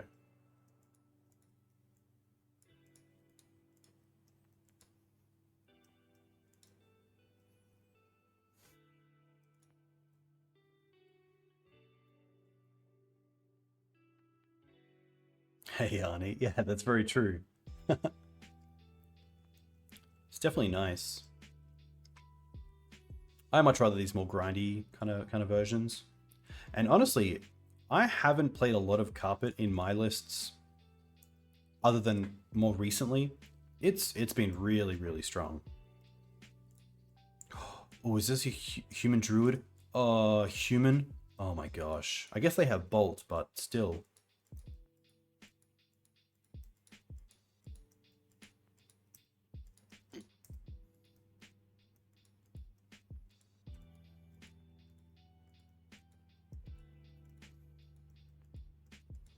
Thankfully, they can't make it a 3/3 this turn.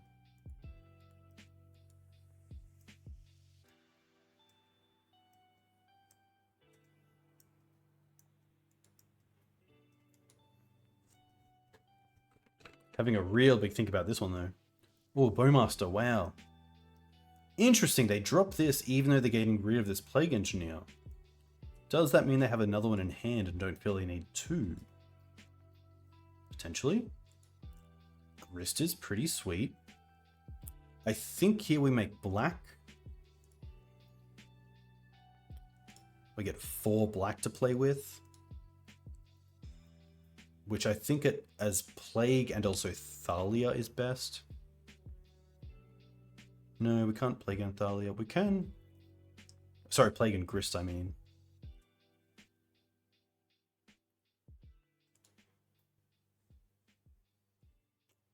I think I would rather Plague first to get rid of the DRC and then play the Grist.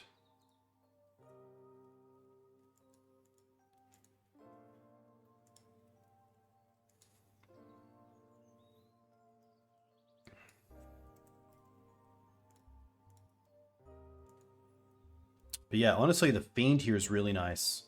And then we can just hold back on the Grist for now. There's no real need for it.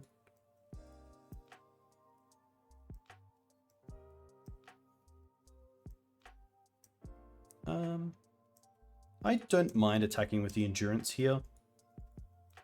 I'd be happy to trade for the Plague to turn on the Thalia. Even just as a creature with first strike, it's not the worst. It's a bit of added protection. We have the Grist for Murktide as well, so not scared of not having reach. We have the Fiend potentially online.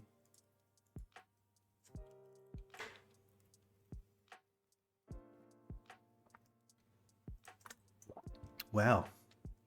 It's been really interesting watching this Plague Engineer because it hasn't been attacking and it hasn't been blocking. So I kind of feel like they want to block something, but they're not too sure what they want to, or the blocks aren't lining up in a way potentially.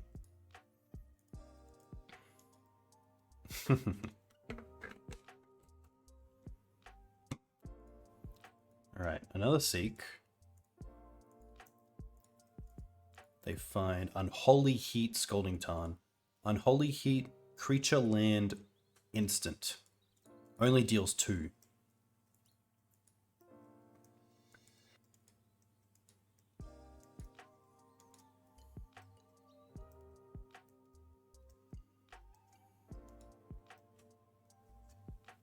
Both of us getting down to time as well, so we'll have to think a little bit about these other last minutes as well.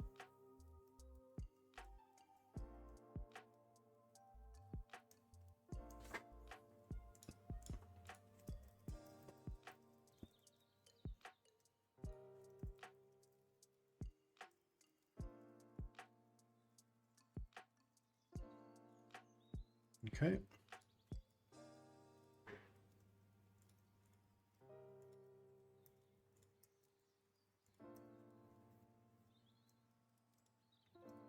Now they attack. Okay.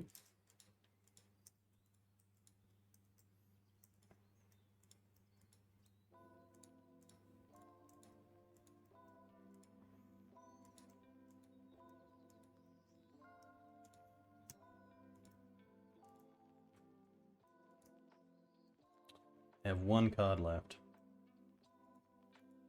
Okay. I guess we make black mana so that we can get the Grist onto the field.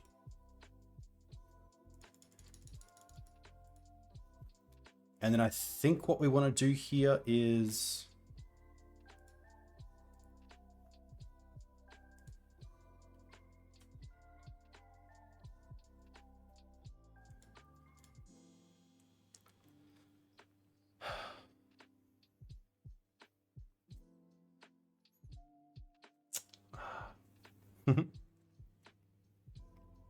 I can't play the Thalia because of the Plague. I was thinking of maybe getting a Orcish Bowmaster off the Endurance potentially.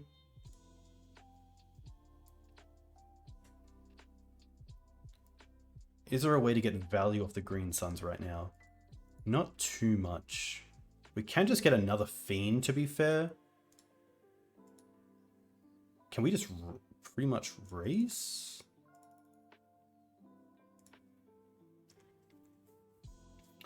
What if we get a Scrib? I don't mind Scrib here. We then get to attack first with the Fiend, see how they block, if they block.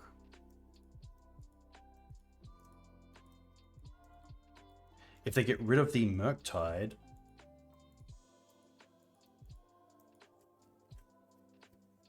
then we just get to create a Grist token here.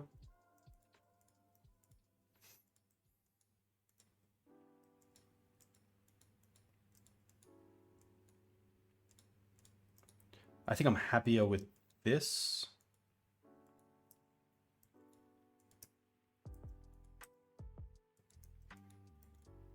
And then just tick up on the Grist. Tick up here. And then here I get to turn the Savannah and just play it as if we have something and pass back.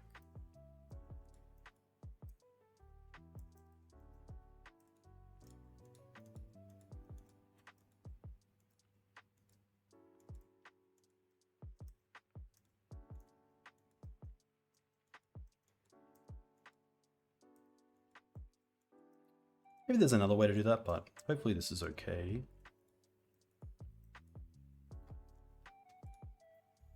Attacks Grist. Oh, attacking with both. In that case, I'm happy to go here and here. That turns the Thalia on, which is really nice. This doesn't have trample.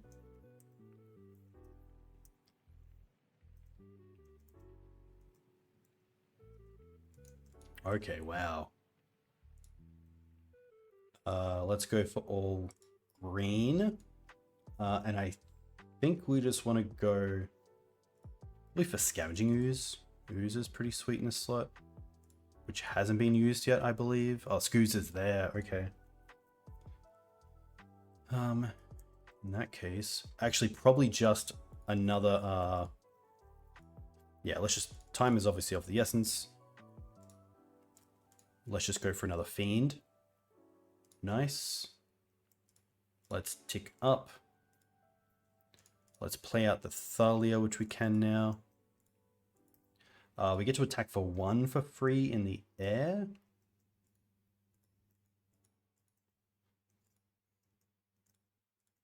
And just pass back.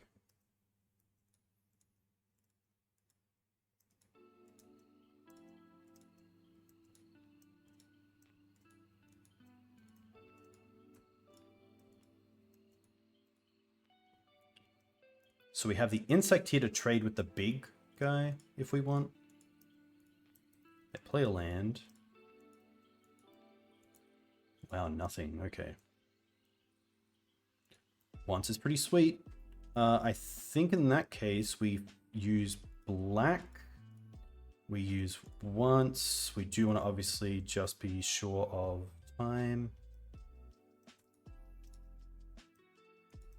Probably should have thought of this before all these triggers. Yes. Yeah, okay.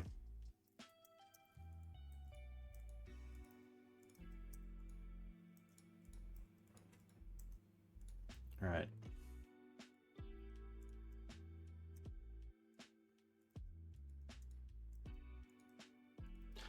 Honestly, I should have used the Grist first so they can't double block, but that's fine.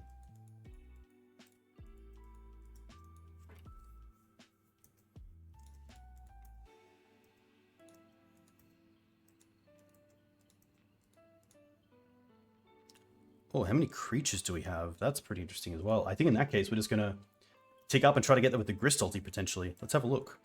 1, 2, 3, 4, 5, 6, 7, 8. Okay. That's pretty interesting.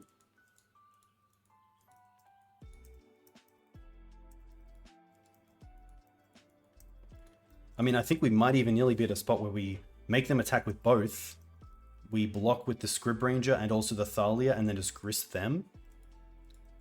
Oh, it says on top of the grave? Really? Oh, 8 creatures. Okay. This has to attack now. Brainstorm's fine.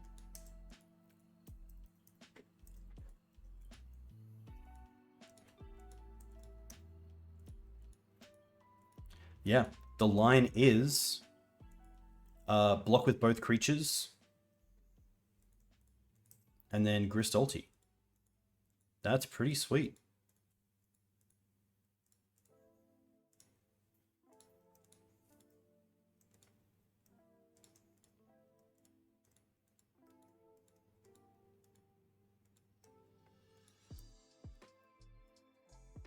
This is fine as well because it still doesn't stop the Grist ulti. Sure.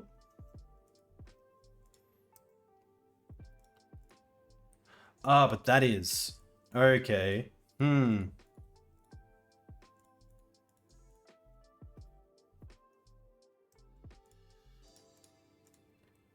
I have to block now? No. Do I? What? Cancel and then... Okay. All right, now we need something a little bit better off the top. Tough. That's it? Is it? No, because of Grist.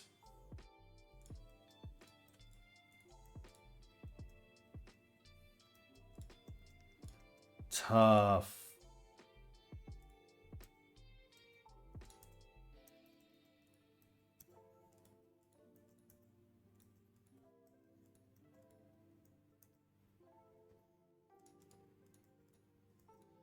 Yeah, maybe the clock just got to me there. Maybe there was a different line to take. I reckon there definitely was, but definitely tough.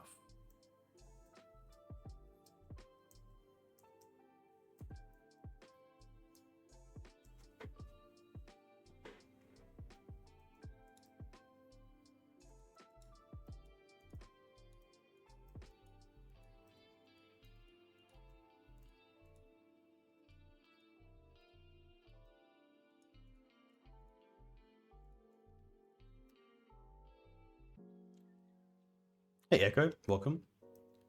Hope you're well.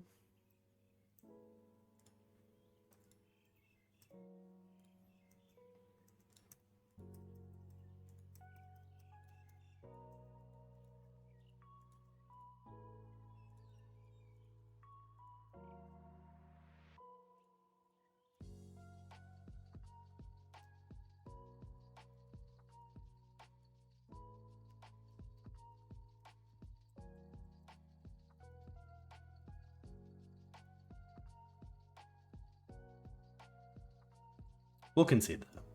I'm sure we could potentially play time, but we're down to 14, so tough one. We can't, yeah.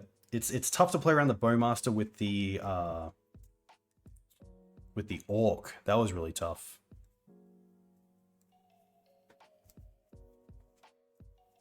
All right, back in on the play, which is really nice, and we have a turn 2 Grist, but nothing else to really do. These are a little bit awkward together as well. Yeah, I think I could have used the Grist Neg too as well, a lot better. I will mulligan this.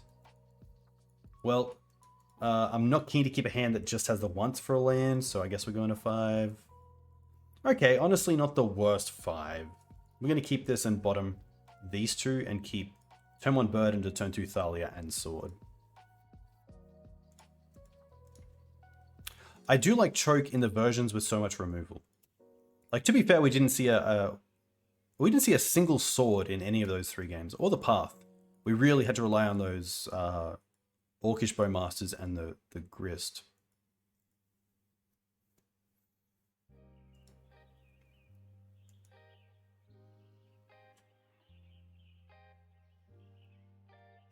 Oof. Okay, now I guess we hope that they don't have a way to put the creature into play this turn either.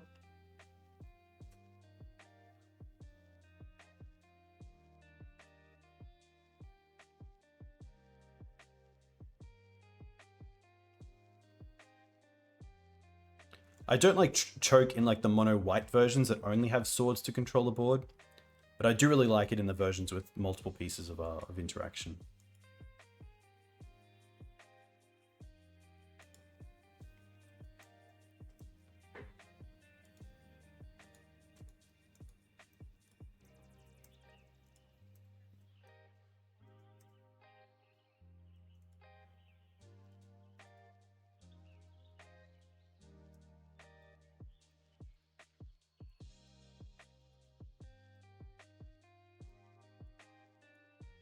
Oof.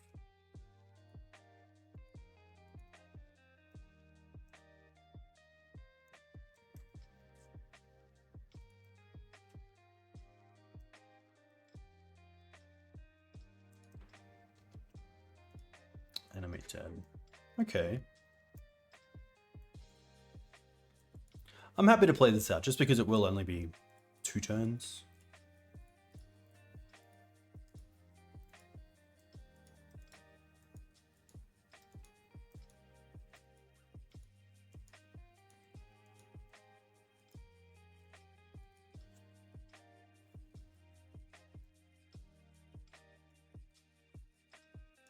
Now that's interesting.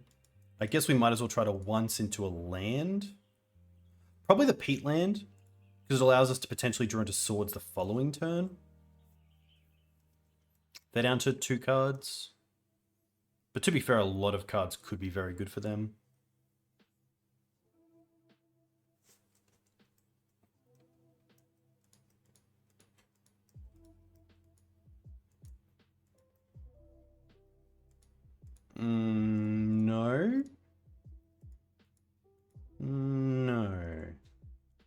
We can go to 1. 5 and 3 is 8. But tricky for sure.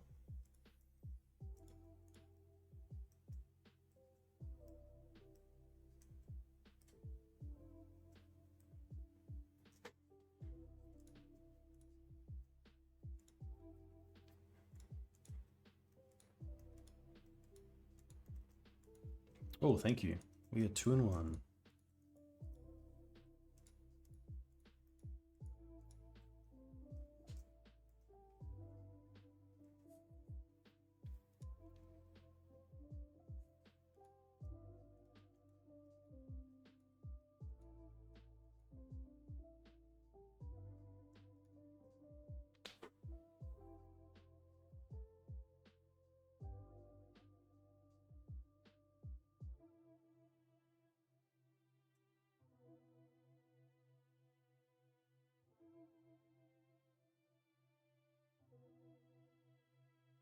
Okay.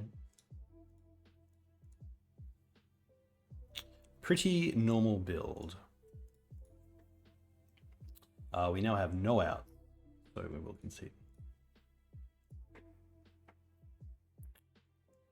All right. I like these.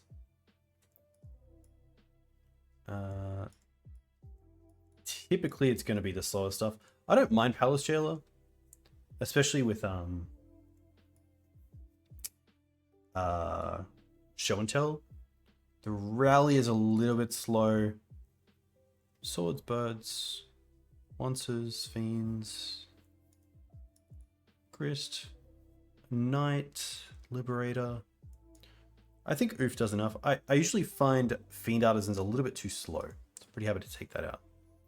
I think if we're at a situation where Fiend is in play and we get to activate it, we're probably already in a really good spot. On the die roll, we don't have Leyline. We also don't have 2 pieces of interaction, so just like 1. Yeah, happy to mulligan for Leyline. Not Leyline and no black mana for the Thoughtseize. Pretty happy to mulligan this.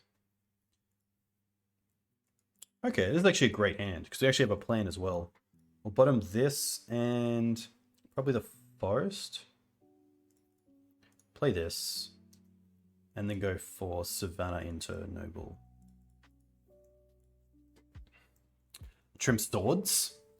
I don't have the balls for that. It's obviously done very well for you, given your records with Mav, but that's a tough one for me.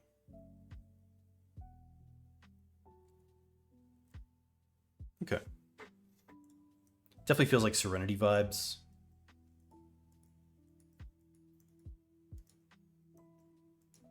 Oh my gosh. Okay. I guess Serenity actually beats double Leyline, right? Because there's no way to like cast it and have it around.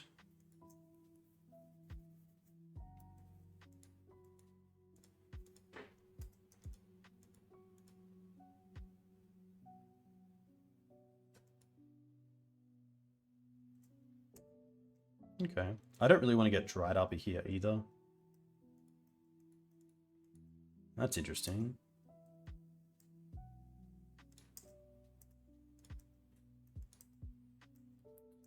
Feel like they have Show and Tell, and we just want to be able to take that.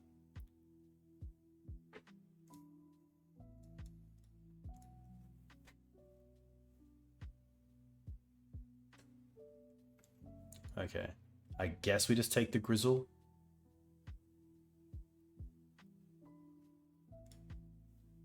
They also don't have the extra land. So they can't draw a land and also threat here, which is good for us.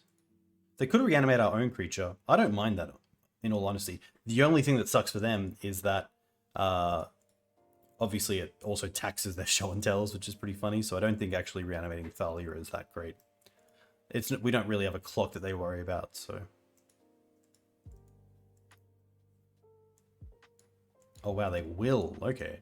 I think we're more than happy with that. Like Karakas as well returns it to our hand. 1, 2, Exalted. Oh my god, Exalted gets through it. Attack, attack, attack. Yeah, classic. Hey, Rob, welcome.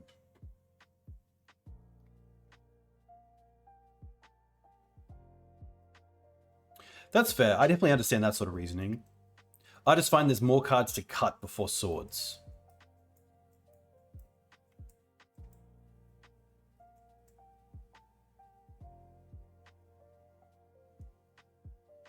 Okay. 3 mana. Still have those 3 cards in hand.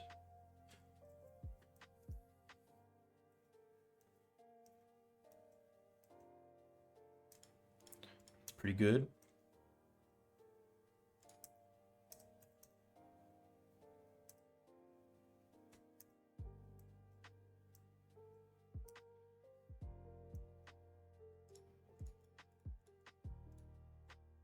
Also means we can Karakas the Thalia, but I feel like Thalia is doing more for us on the board. Also, if we could find a Wasteland and they don't show until this exact term, they actually can't. They only have 4 cards in these 3, so they can't have land and fatty. So here we kind of just get to lock them out.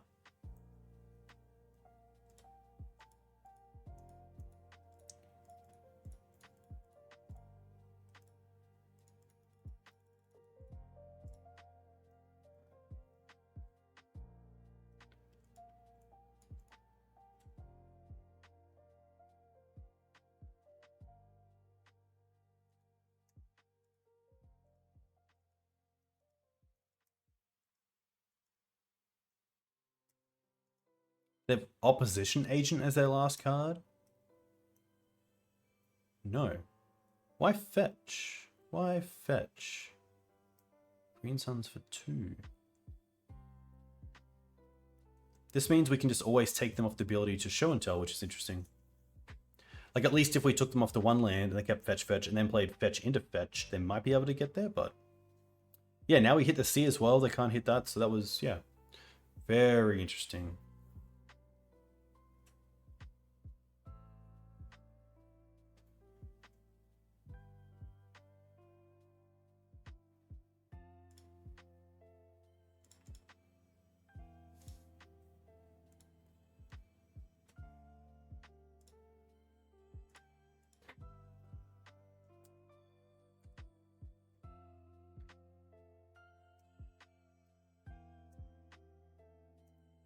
Yeah, sorry, I thought their last card of the 4 might have been Opposition Agent.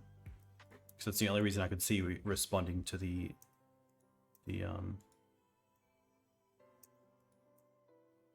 card.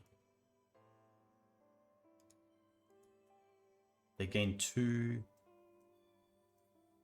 Then we attack for 8.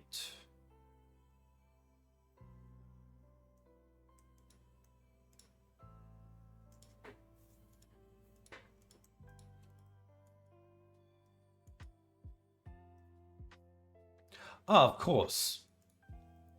Karakas allows us to replay the Thalia anyway, so we get to keep it in play, but it also means we just get to attack.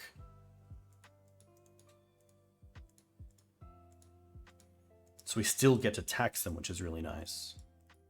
But now we just get to, obviously... Yeah. I was thinking of a way to, like, Wasteland them, but also get it down, but I think this just works out pretty well. Because even if they have something like Massacre, they have to pay the 1 for it through Thalia, and then they don't have the mana left over to... Oh, is this a, you have to? No. Cool.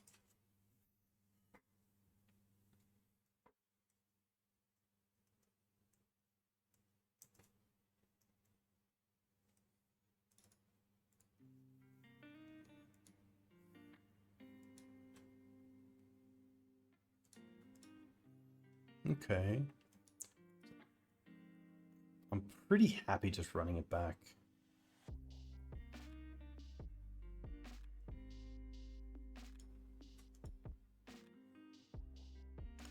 Would love to see a 7 or even a good 6 with the ley line. sometimes a little bit rough, especially when they do have the show and tell plan.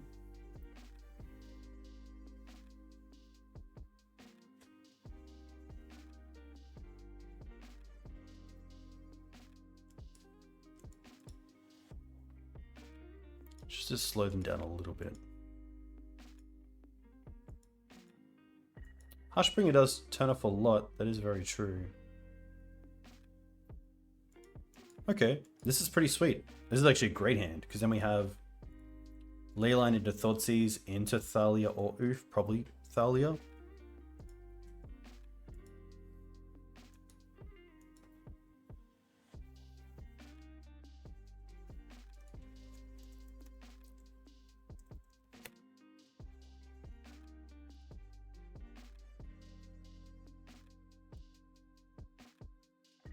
This.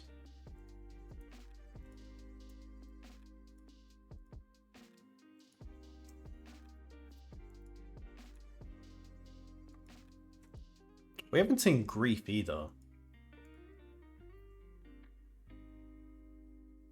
Okay.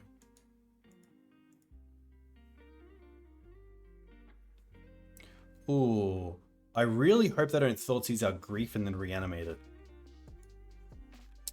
That would be a little bit tough to beat. It's pretty funny. Could be a reason to take it out, honestly. Oh, they do have the pedal into reanimate, maybe. White. Tear, okay. 2 cards left. Oof. Okay. Pretty good hand.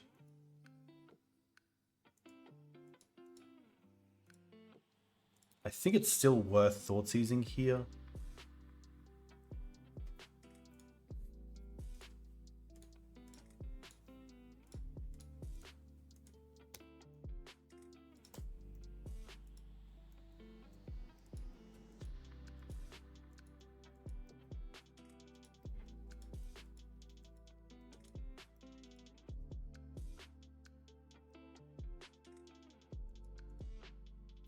I'm happy to play out the Ouphe here.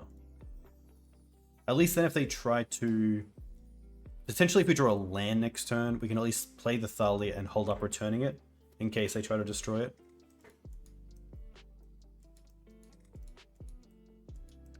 We do have Bowmasters to take care of the insects, which is nice.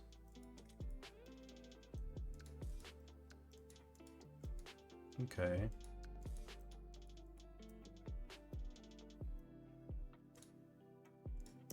Attack Grist.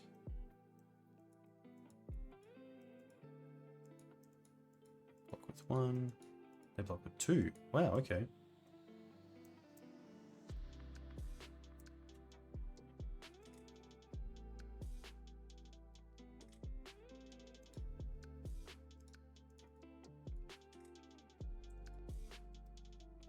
Happy to play the Thalia. Potentially, this makes them sack, which then we can play the Knight out.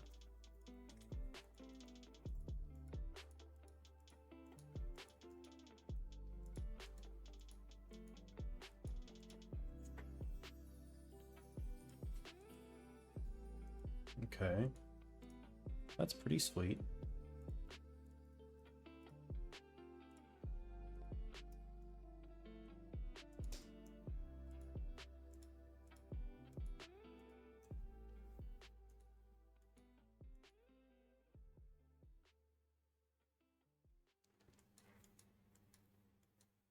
What we don't want to see, obviously, is like a Dark Ritual start into potentially like a Reanimate. There's an Atraxa. We do have the Karakas for it, but just like the refreshing their hand is so big. Okay. Another Knight's pretty sweet. That means we can draw a card here. Green Suns. Okay.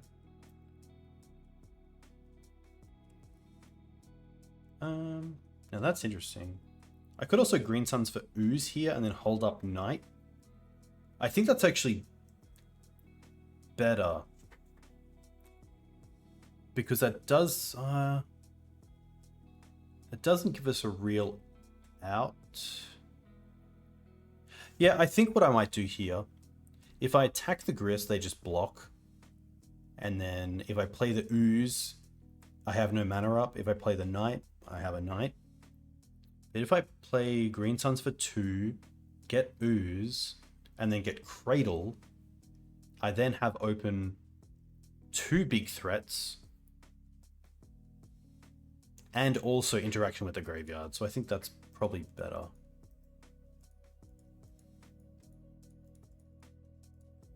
I think it just means that I don't die to graveyard shenanigans off the top.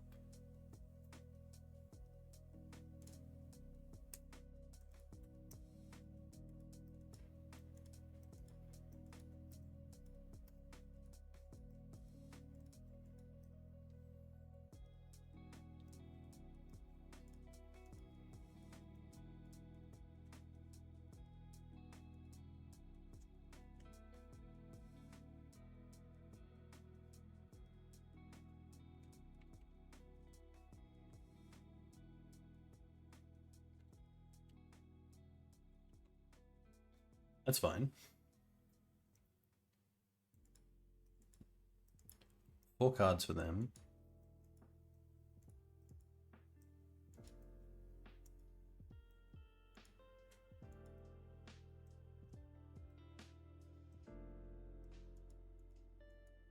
Wow, they're going to create.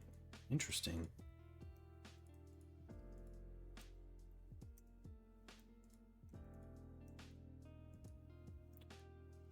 Okay. So here, if I get a draw land like Horizon Canopy, that makes this a 5/5, makes this a 3/3. We then untap, we draw a card off the Canopy using the Karakas, and then we still have 3 mana left over, which makes the Knight a 6/6 and the Scooz a 6/6, which means that both insects would have to block the Grist. If I get Cradle, it doesn't work like that. Would have to draw something off the top. That would be relevant. Let's go for a Traxxer. Let me untap. Okay. Yes, we use the Karakas. Ooh. I misread. Of course, we need a land. No, we can do it. We can find a land off the top. No, but that kind of does it anyway. Swords 1, they have to block 1. And then they have no creature left anyway. Yeah.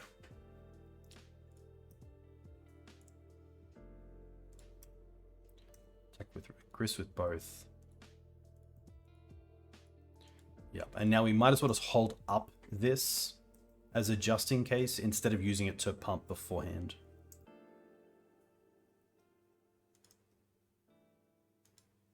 Playing against the Grist turn 1 has been pretty tough, but it's been nice to kind of try to navigate around it. Try to play spells that you don't really care about, like Collector Ouphe early out, see if they want to trade with it. Trading 2 insects for that was pretty huge. Because that would be 1 left over here. It would mean that the Ouphe is still in play, so maybe that changes things as well, but...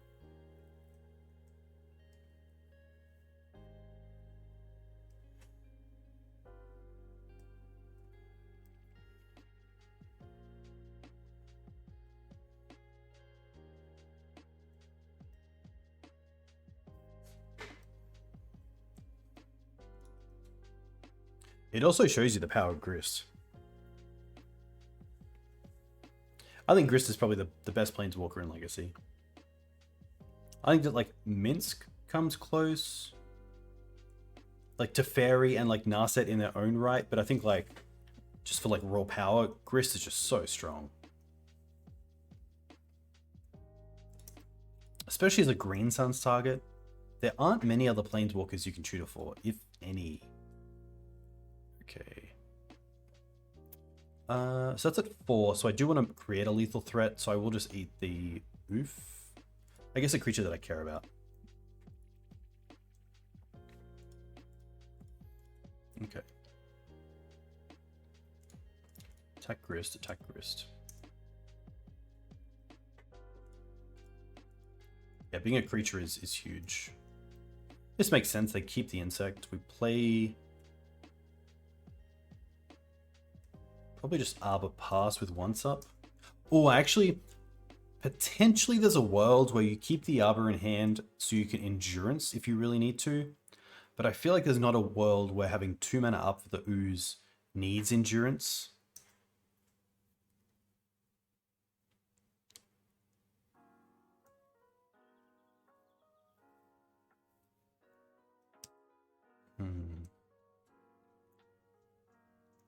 True, Lucky, but Grist comes down a turn earlier and then trades.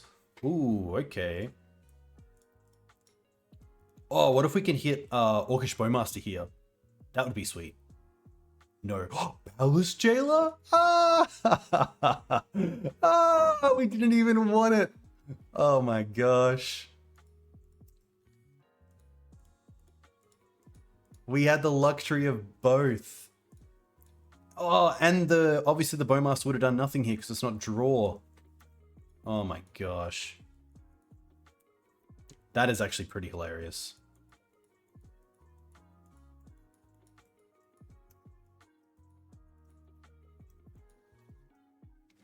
Honestly, I think I did this wrong. I think what you're supposed to do is take out the insect and just use the Karakas on the Atraxa. Because what if they get rid of the Palace Jailer here, attack with the insect, gain the Monarch, and then get the Atraxa back for another top 10? I think I probably should have Palace Jailered the token and then just use Karakas. That's pretty interesting.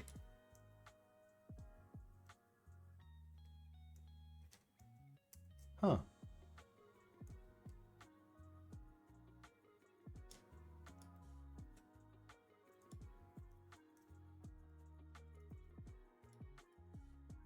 I think I kind of just tunnel vision into it, but I think, like, realistically, I guess we have the Dryad Arbor to block with as well, but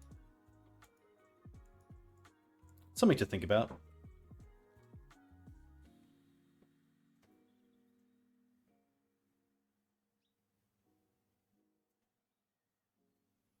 Oh, should there 10 cards? Apologies. Okay. They have some pretty good ones. They have Archon, which is a small issue.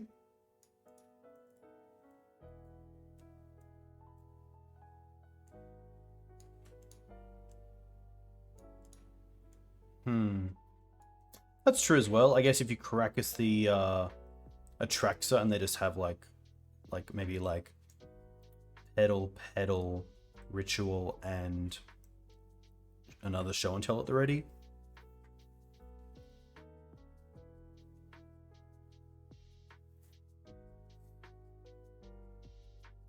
Might even be an argument for their Bowmaster, yeah.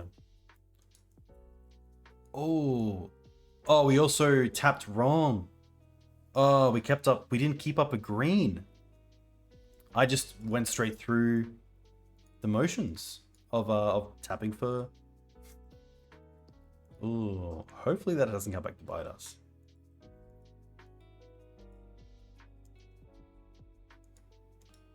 Animated. Okay. So here we get rid of the Dryad Arbor, probably.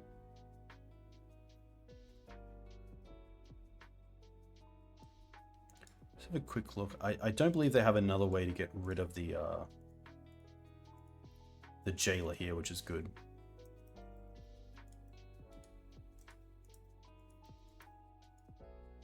We did keep in swords, thankfully. Oh, Green Suns. Okay, interesting. Grist is here. Oh, we can get Outland Liberator.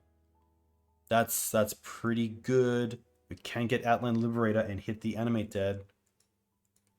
So let's float, sack, Cradle. This Green Suns for 2, sadly. Cancel, sorry. Green Suns for 2. Sorry, it is it is 12:30 p.m. or a.m. I should say. Green Suns for 2. Liberator.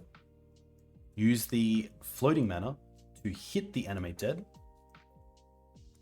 and then use the other one to eat said Archon.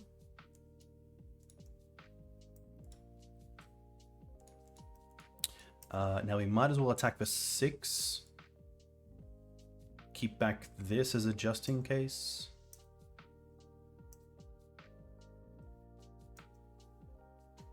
They block, fair. We draw a card. Swords? No. Okay, that would have been sweet. Right. I should know their hand here, but they did unmask themselves, pitching in... Oh, did they pitch an Archon as well? No, because we exiled those cards. They must have pitched a Atraxa to the unmask. They definitely played a Petal. They have a Swamp in play. They found another Wear Tear?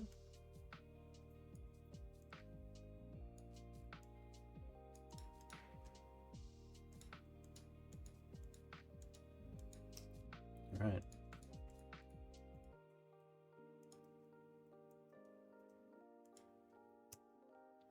I guess if they find another, like a second type of creature, they have no creatures. Like Exhume can be a little bit awkward with 1 green mana, but they have no creatures in the bin. They get an Archon, okay.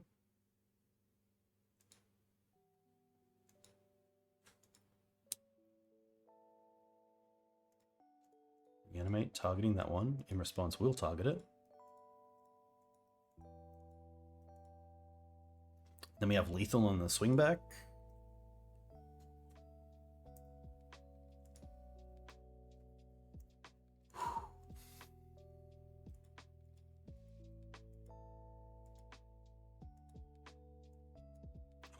Oh, another one getting back Grist. Oh, that's sweet.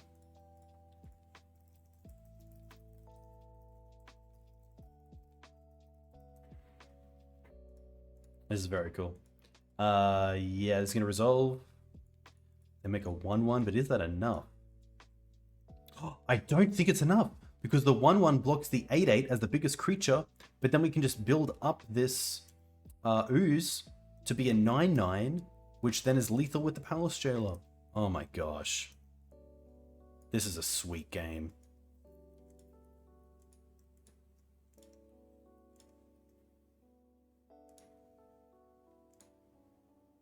Look, we're just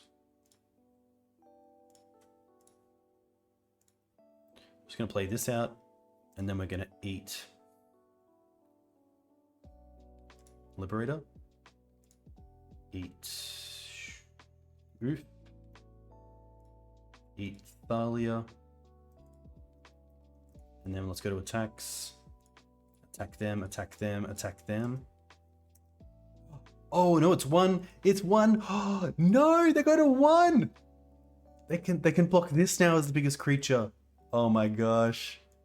Sorry.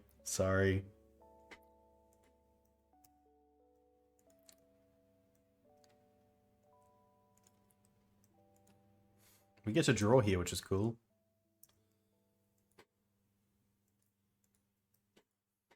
Okay.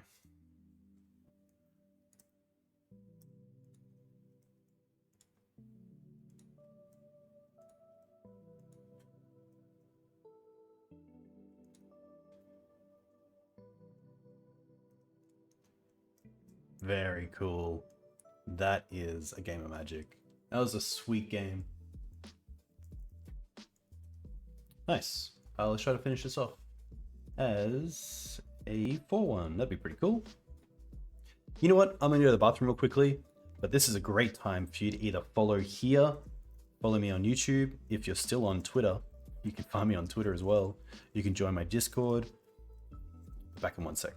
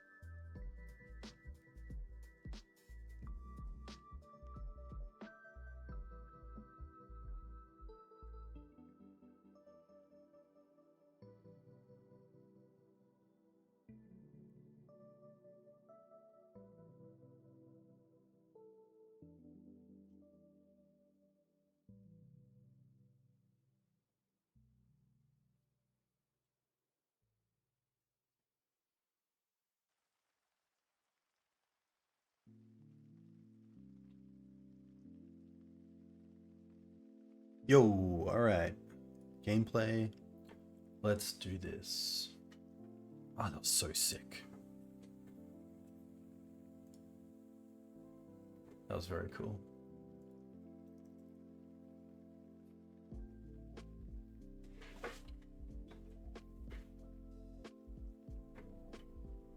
But yeah, I really want to do, if Harry's still here, I really want to get Harry on a kind of a deck tech on, like, if a player wants to play their deck for Eternal Weekend. Same for Achilles, same for Strassman.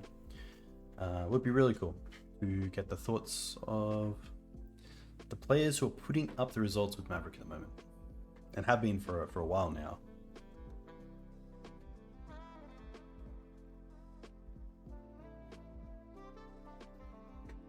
Potentially even someone on 8'ed and Abzan Depths, that'd be pretty cool.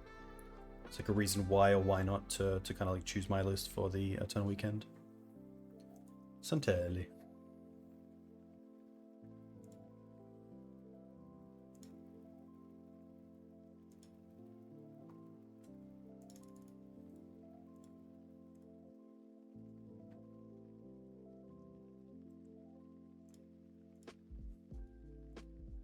Honestly, not too bad. We have Ignoble Hierarch for mana acceleration. We have Mum for protection. We have a spell land and a spell land pretty much in these two, so pretty good to do that.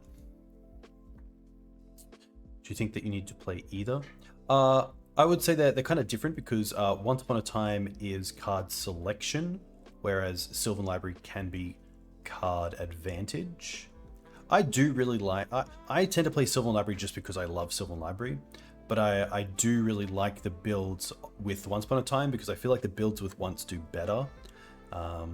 Like Achilles versions, like Harry's versions.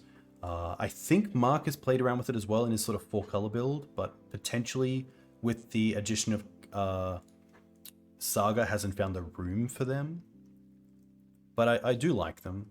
The reason that I've sometimes been burnt by them, where I've kept a hand where it's been pretty solid, but I've really needed it to open up my mana, and it just hasn't found what I needed. That can always be pretty tricky. I like Savannah here because it opens up the line next turn of Wasteland and Mum if this gets dealt with. But yeah, I guess the reason that I didn't play the Mum is because of, obviously, I think Plains Pass is going to be swords. But this could be a range of decks. Once Upon a Time does replace itself straight away, though, which is pretty key.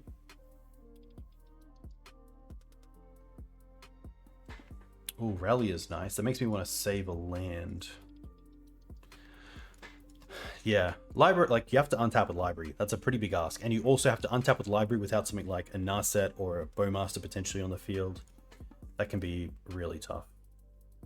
I'll play the fetch this turn because I think I want to get it back with the Relia. This also means if they play Teferi bounce Mum, we have fetch into Dryad Arbor to then kill the Teferi.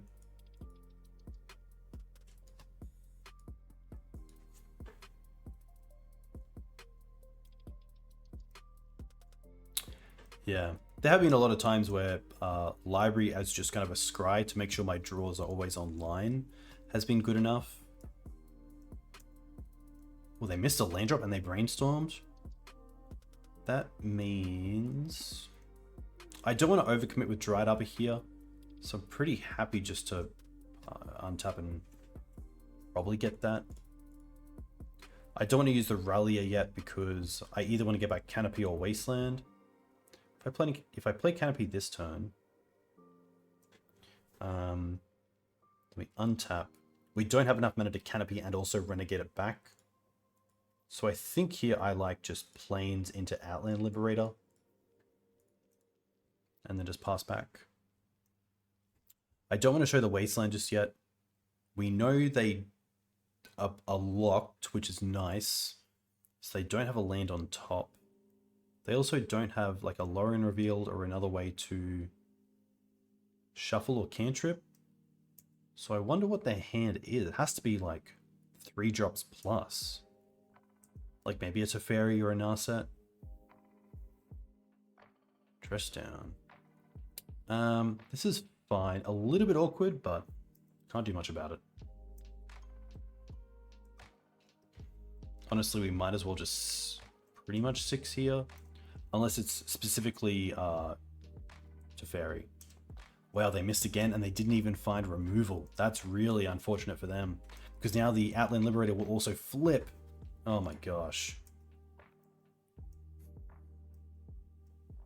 It's pretty amazing.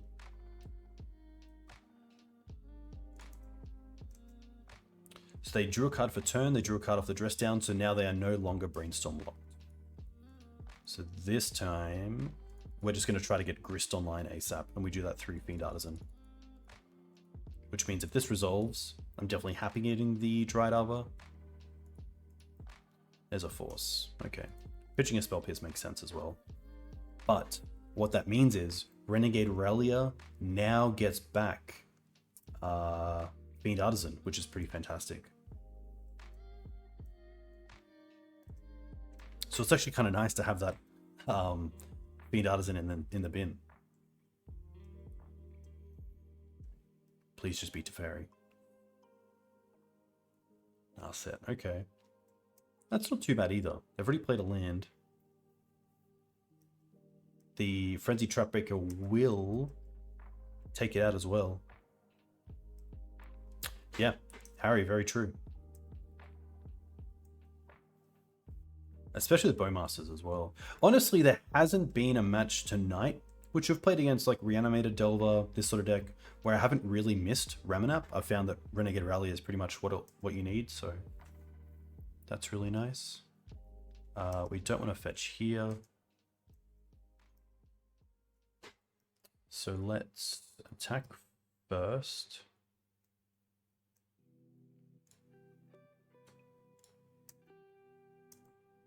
We honestly still don't have to use the fetch, which is nice. We can use the Wasteland to trigger the Revolt. Yeah, I would assume pretty much never. Even for some of the fast combo decks, like 3 mana get back like an Abrupt Decay, Thalia, or Teague or something. Probably wouldn't mind that.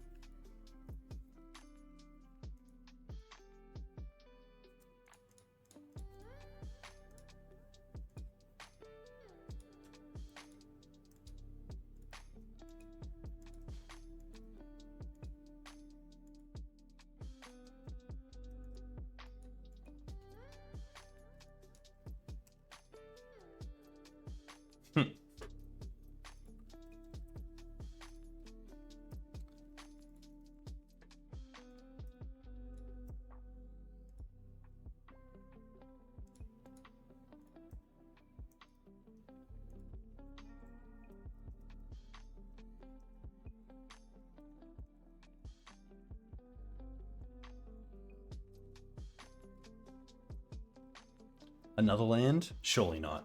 Oh my gosh. Are we just gonna get there with this Oh, okay, now we can try to go for it. We haven't shown black, which I kinda like.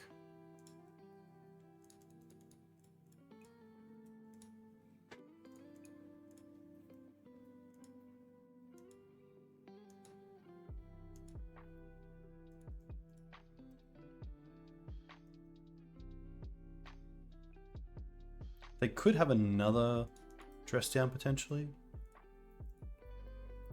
Yeah, double protected B seems really nice.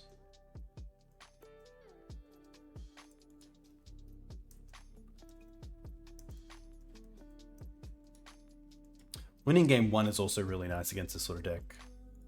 Obviously they had real big mana issues. They're going to try to Prismatic Ending here. We get to try to protect it. Okay.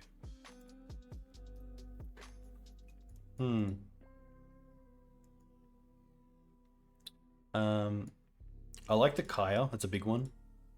I like the Choke, I like the Carpet. I like the Teague. I don't mind the Thought Seizers somewhere there. I think the Swords I can easily take out. The Plague most likely. The Collector Ouphe.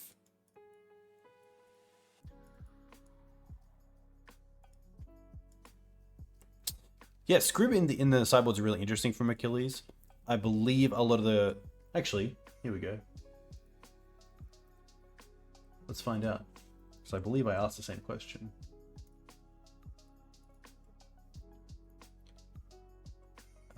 So it might be this one. Haven't seen Scrib in the board. What sort of matchups are you bringing in against? And then Connery said, had to cut it from the main for now because there's just no room. I bring it in against most of the blue decks and all the decks where Mum is good. Delver, D&T, Fairstuff, etc. Scrib and Hushbringer are the cards I'm least sure of, but nothing else is speaking to me. I don't mind Endurance. I kind of like a Night Out in this matchup.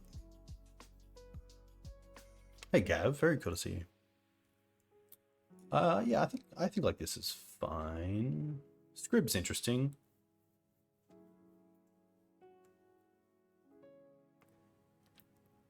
Yeah, a great point. I think just because they are in basics, I'm pretty happy to trim the Knight. I feel like the Flash of Endurance is a little bit better.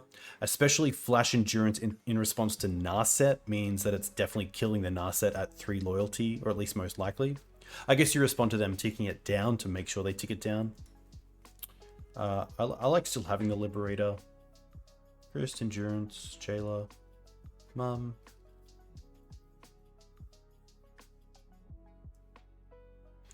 I could cut a Wasteland, but I think 22... I think just making land drops is also really nice.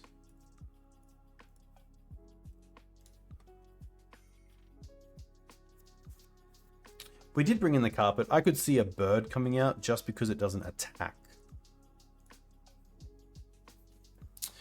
Voice sadly doesn't. I've definitely tried it. This hand is pretty good. Yeah, Voice is a tough one because a lot of decks just bolt it on their turn. Or even Swords to Plowshare it, or Prismatic Ending, which are the exile effects, of course. I have tried it in like straight green-white versions because you aren't splashing with colors, so you have a little bit more play around the toolboxy aspect of the deck. But it's really tough to play a Voice over other cards currently in kind of the metagame. It's very hard to like cut a card that traditionally sees play for Voice, because Voice doesn't really make any matchups that much better. It's kind of just like a big beat stick. Yeah, we're happy to keep this. But I love Voice. I played Voice in Standard. It was like a $60 card or something crazy. Spell Pierce is a little bit rough here, but if they want to Spell Pierce this, that is one less card they're Spell Piercing down the road. This also lines up Teague and Wasteland next turn, or potentially Fiend Artisan Wasteland, hold up Endurance, a few things.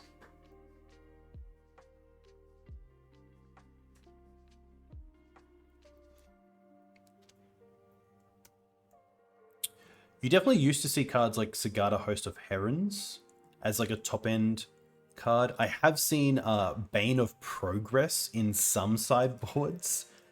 Bane of Progress is a 6-mana card that when it enters the battlefield, destroy all artifacts and enchantments, put a +1/+1 counter on Bane of Progress for each permanent destroyed this way. So obviously against something like 8 cast, it's pretty insane. But also, Collector Ouphe is pretty good. Or Outland Liberator. The tough part is like, I think if you're able to Green Suns for a card like that, oh, what was that? They chose not to shuffle. So this is speaking to me like they have a... I'm happy just to play the choke here, let's be honest. I'm not going to run the Gadok Teague into Plains, but I'm happy for them to discard 2 cards with this choke. We also have Endurance ourselves to put it back into the deck and then just shuffle anyway, so...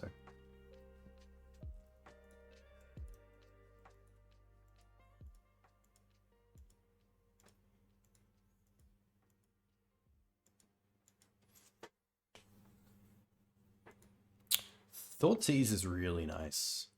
Thoughtseize means we can give Gadok Teague a little bit of protection.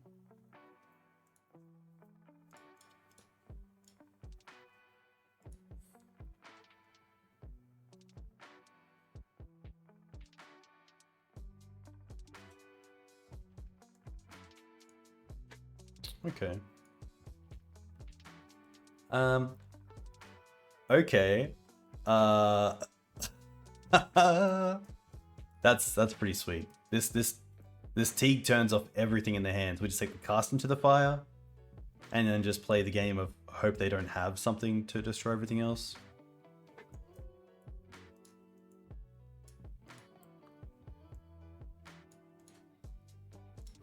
Let's just try that out. We know about Ruination. I just got rid of it, unfortunately. Look, it is a little bit rough, but I hope this works out.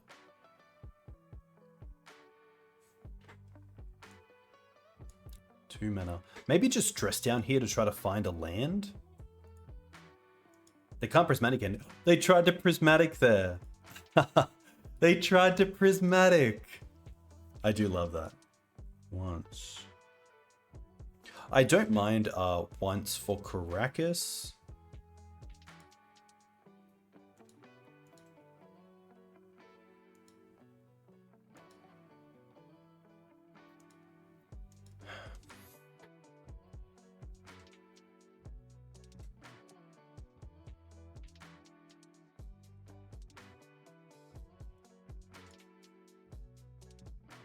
Trying to think how I want to tap for the once. I kind of want to attack, but I also want to keep up black in case we find Orcish Bowmaster. I think I actually play... I think it's like this, because I do want to find Karakas potentially. We don't, but we do find Orcish Bowmasters, which I think is probably just as good.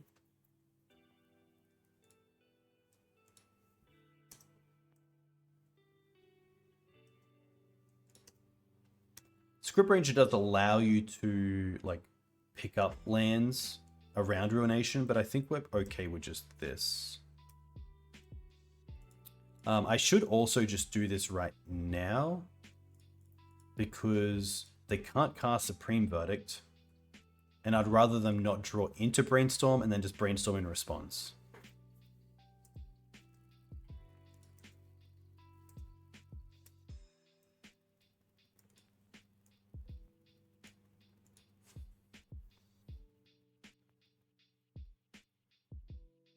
Okay. So they still have 2 Prismatic Endings and Ruination in hand. And we have 5 in play. Mum. Oh, that's pretty good.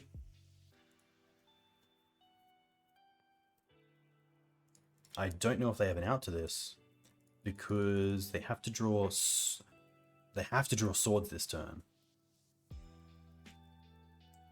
Because right now we don't care about Ruination. We just have lethal on the board.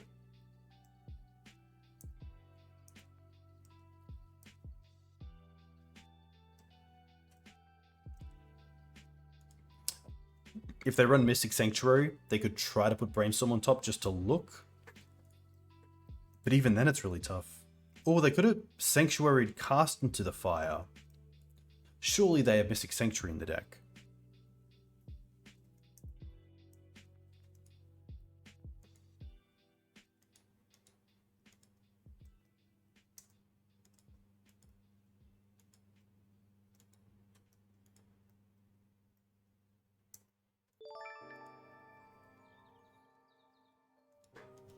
Oh, they had Mystic Sanctuary, but they didn't go for cast into fire.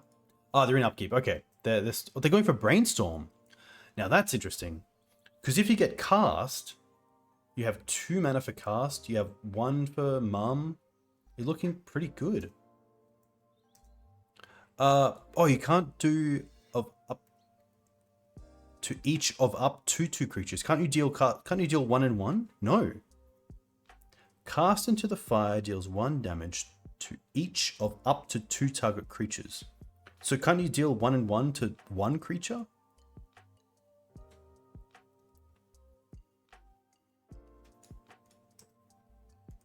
Oh, you can't.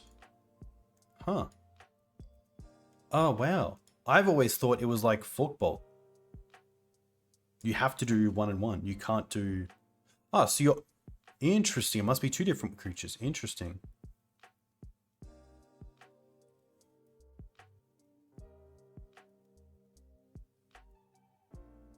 Up to 2 target creatures. Yes, okay.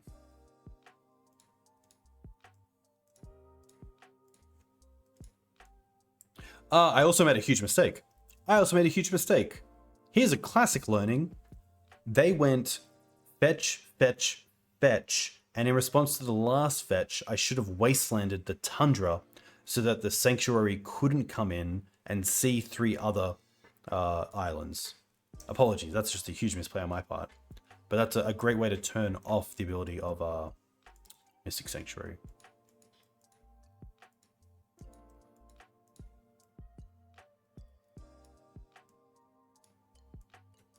Four mana. Oh, they have Supreme Verdict, but they can't cast it because Gadok Teague. Again. Surely not.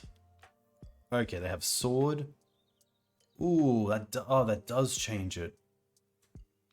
Wow, like that changes everything because the Wasteland would have made the Sanctuary potentially come in tapped. But now they get to Supreme Verdict, so maybe that Wasteland was everything. Yeah, that's huge. That one play, that one little misplay added up to all of this.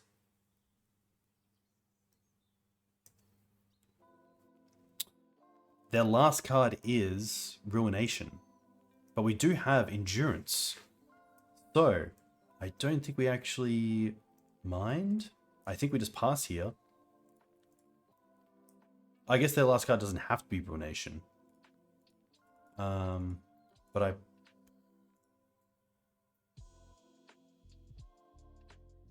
don't mind wastelanding a land here. We only need 3 most likely.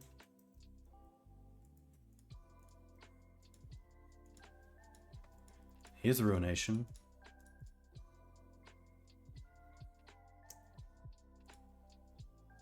And they have 1 card left. We're definitely targeting ourselves. Nice. Very cool. That's pretty sweet. That is a 4/1.